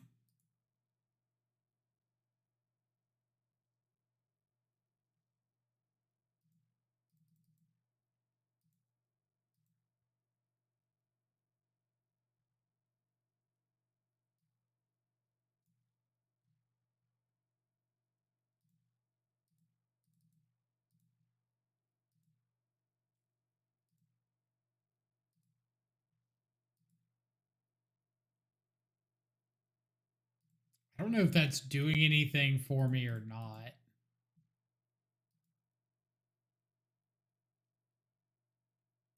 That's probably doing something. Necro Dominance Shieldred. I'll take the one I don't have an answer to on board.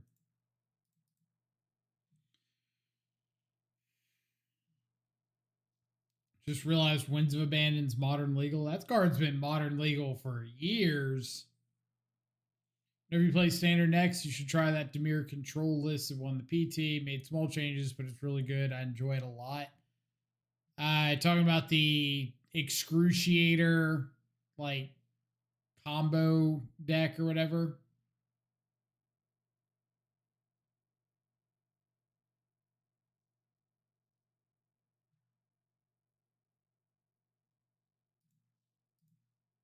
Hiya. Hiya. Hiya. Is there not a way to do like same target for these?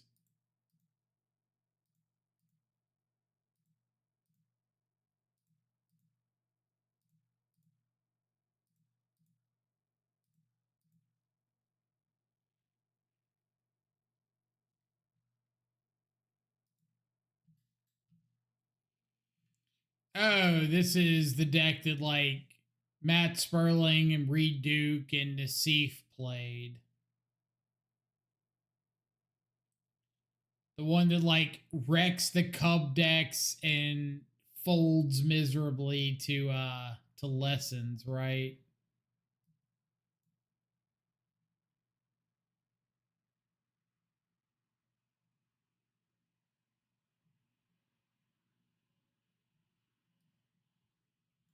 Yeah, apparently the deck just like cannot beat lessons. Nassif got curb stomped by lessons on coverage.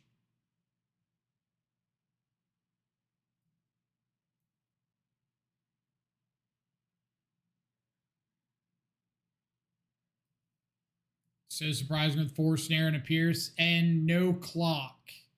Like your opponent is eventually just going to find more things to do. You've got 4 snare into a matchup that's got 4 ancestral recalls and 4 artist talents, and now they're starting to play like 3 steps ahead to counter back and copy their monuments, and it's a lot of stuff going on in that deck.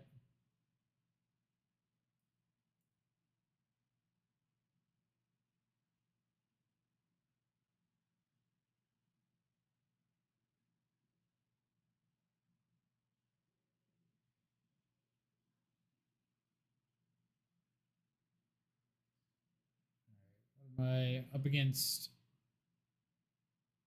Mono black or black green Necro.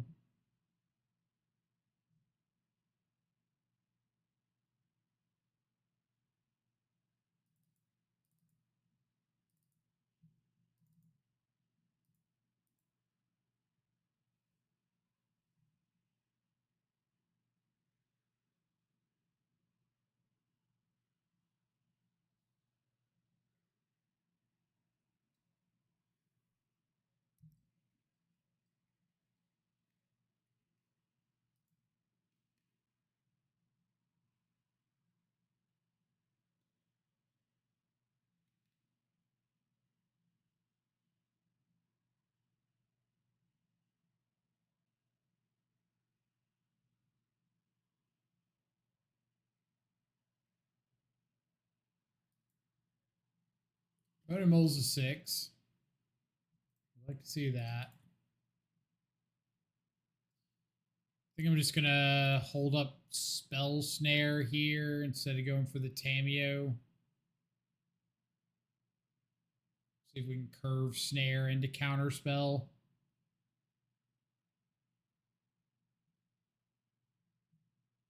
Even post war with the nulls and whatnot. I am only telling you what, like, what's his name? Jim Davis said in his recap of the event.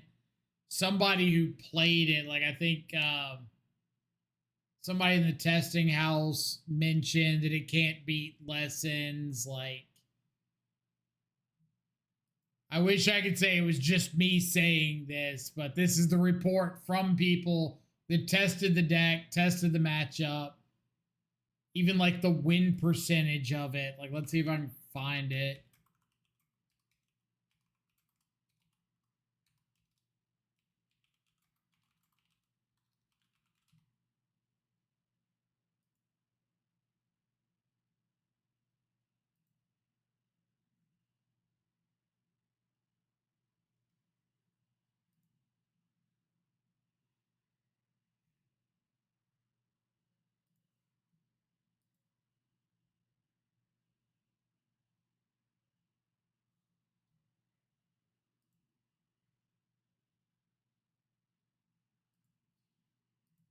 Trying to find the win rate matrix.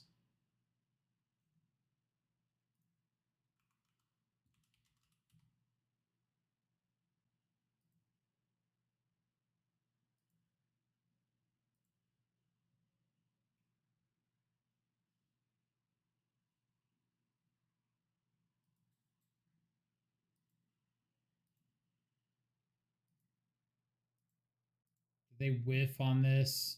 No, they got back a Shieldred.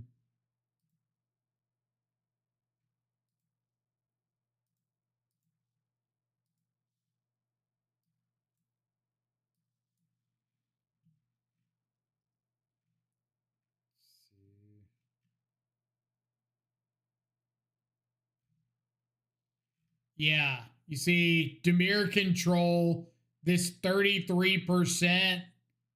That's into Is It Lessons. I realize that what it's showing here is 3 matches, not like an extensive amount. But apparently, that's what they were finding of that matchup is just like, it's bad. But it was okay because nobody was expecting a lot of lessons.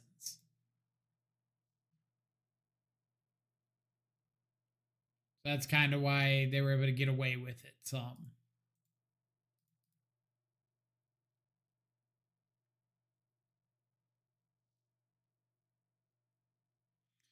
Need you to make me a Sultai Moon Shadow list, please. Just made 300 filet mignon last night and I'm too tired.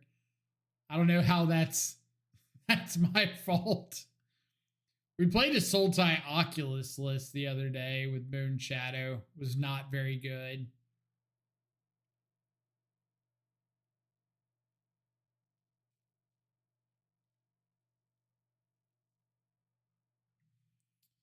Dolphy Voidwalker. It was to add Veil of Summer and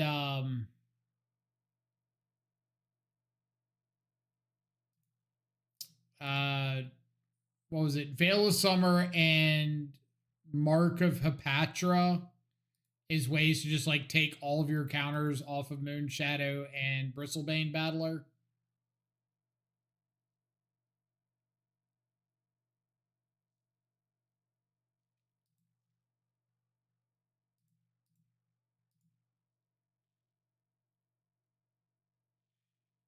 Get an archive here.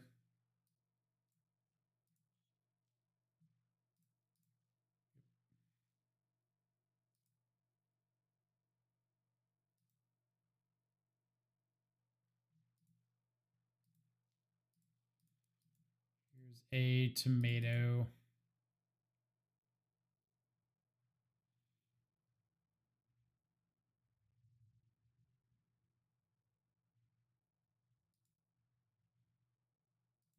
But like, I just never really had lines come up with Mark of Hepatra.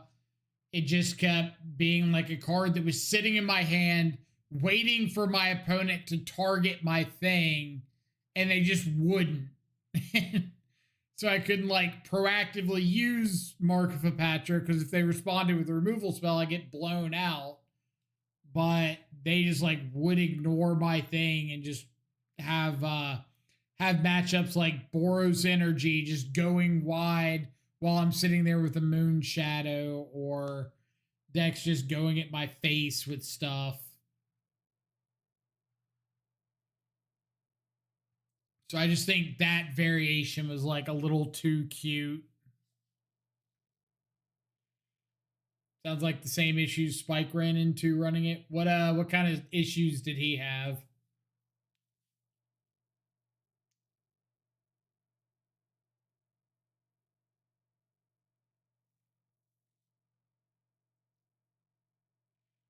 Like, my issue with Moon Shadow is it's just another like vanilla beater threat. The menace sounds like it should be reasonable when really it's just not that impactful. So it just turns Moon Shadow into, like I said, a vanilla beater creature, which isn't bad, but it's not really doing enough.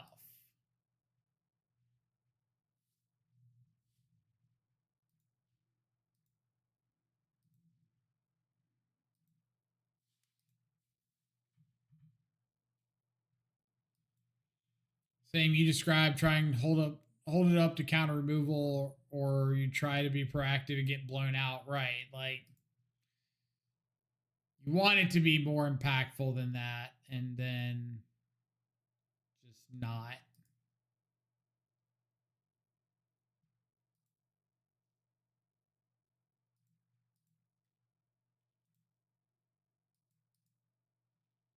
Menace matters, but I would say the deck you're playing doesn't play Protect the Queen strat as a Shadowless. Well, the list I played was Oculus with Stubborn Denial and Hepatra's Mark. Like, it was very Protect the Queen.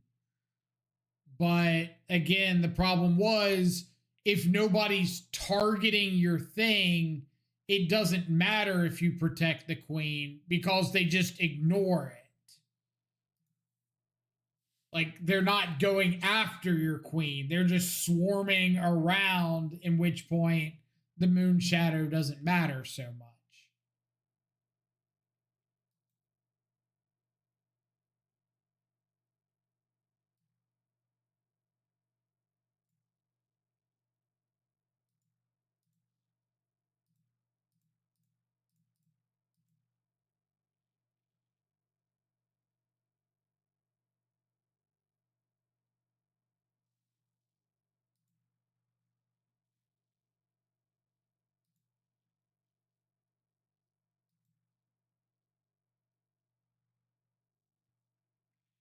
All right, so I know my opponent has got a Shieldred.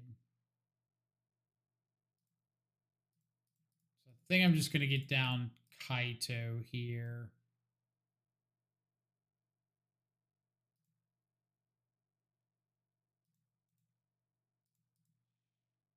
That if they play a Shieldred on their turn, I could Kaito stun, I could snap counter spell. But like, just going down the current modern meta game right now, this is why I say the menace is a lot less impactful. Against something like Boros Energy, they go so wide that chump blocking with two creatures isn't really a big deal. Ruby Storm isn't blocking anyway. Menace is irrelevant text. Jeskai Blink, the menace is okay. But if they start going like Quantum Riddler, Blink Riddler, Flage your face, then the Hepatra's Mark's not targeting your Moon Shadow, and the menace doesn't matter because you're just dead. Like, you have to proactively Hepatra's Mark your shadow, and that's where Solitude blows you out. Eldrazi Tron, back to the menace not really mattering because they're not blocking. affinity making enough bodies to go wide. Saga's just bigger than Moonshadow and comes in twos. So again, the menace doesn't apply there. Zoo, good into the menace, but runs the same risk of blink, of being just like an arena Flage Scion deck that just goes at your face and doesn't care about the Moonshadow. And again, like proactively Hapatra's marking puts you at risk of Leyline binding. Amulet Titan not blocking, doesn't care about it. Neobrand not blocking, doesn't care about it. Eldrazi Ramp not blocking, doesn't care about it. That's why I say the menace is like kind of whatever text on the card. It's cool. It's just not as impactful as you want it to be.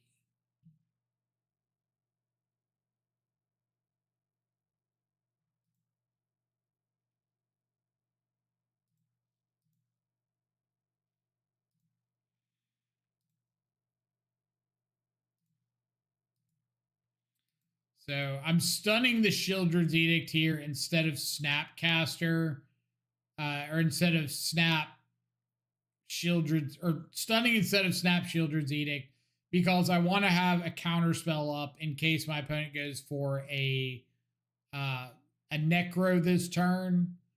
I can interact with that and then still have like Snapcaster Edict next turn.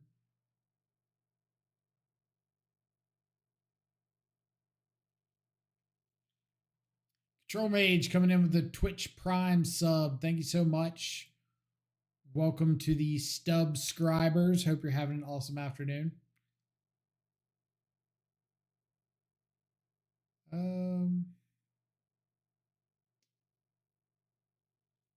What do I think about Thoughtseize?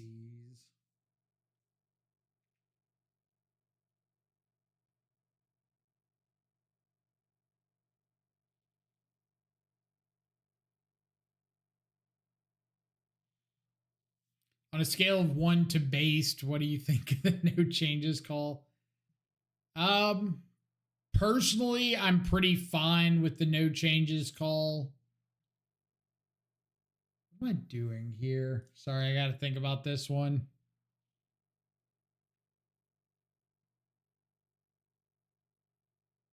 Like, if I assume that one of their last two cards is a Necro,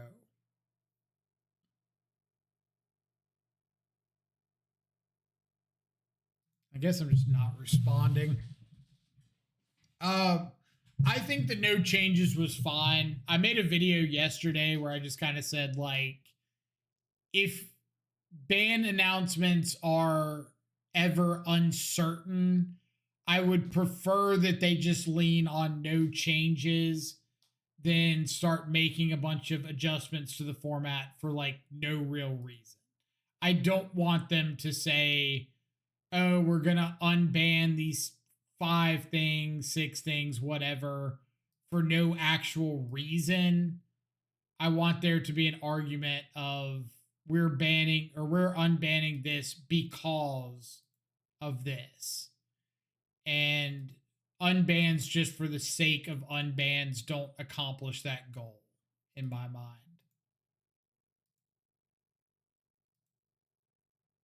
So I am very, very much opposed to unbanning just for the sake of unbanning.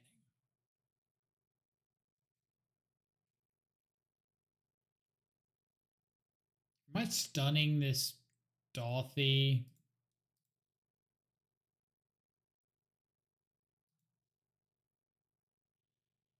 Why didn't we snap Shieldred's Edict? Because if my opponent's last card is a Necro Dominance and I Snapcaster target Edict and their Thoughtseize resolves and takes my Force Negation, then they get a Necro Dominance on board and they get a turn with it active.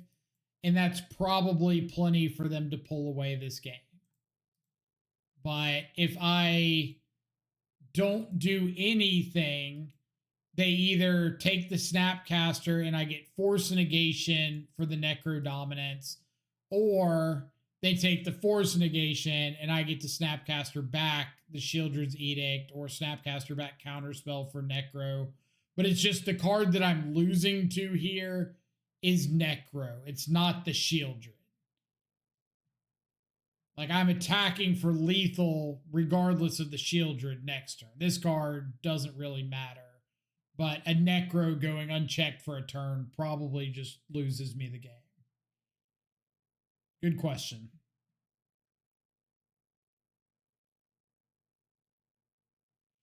Moon Shadow is good exactly turn 1 or 2, followed by interaction, where Nethergoy, Frog are okay early and late. They're better creatures overall. I agree with Frog being better overall. Nethergoyf, I want to be good. It's just never felt like it actually was good. It just runs into that same issue of like, here's my vanilla threat. And if my vanilla threat is good, then I'm in a solid spot. But as soon as my vanilla threat's not good, the deck kind of crumbles. And I just worry that Moon Shadow falls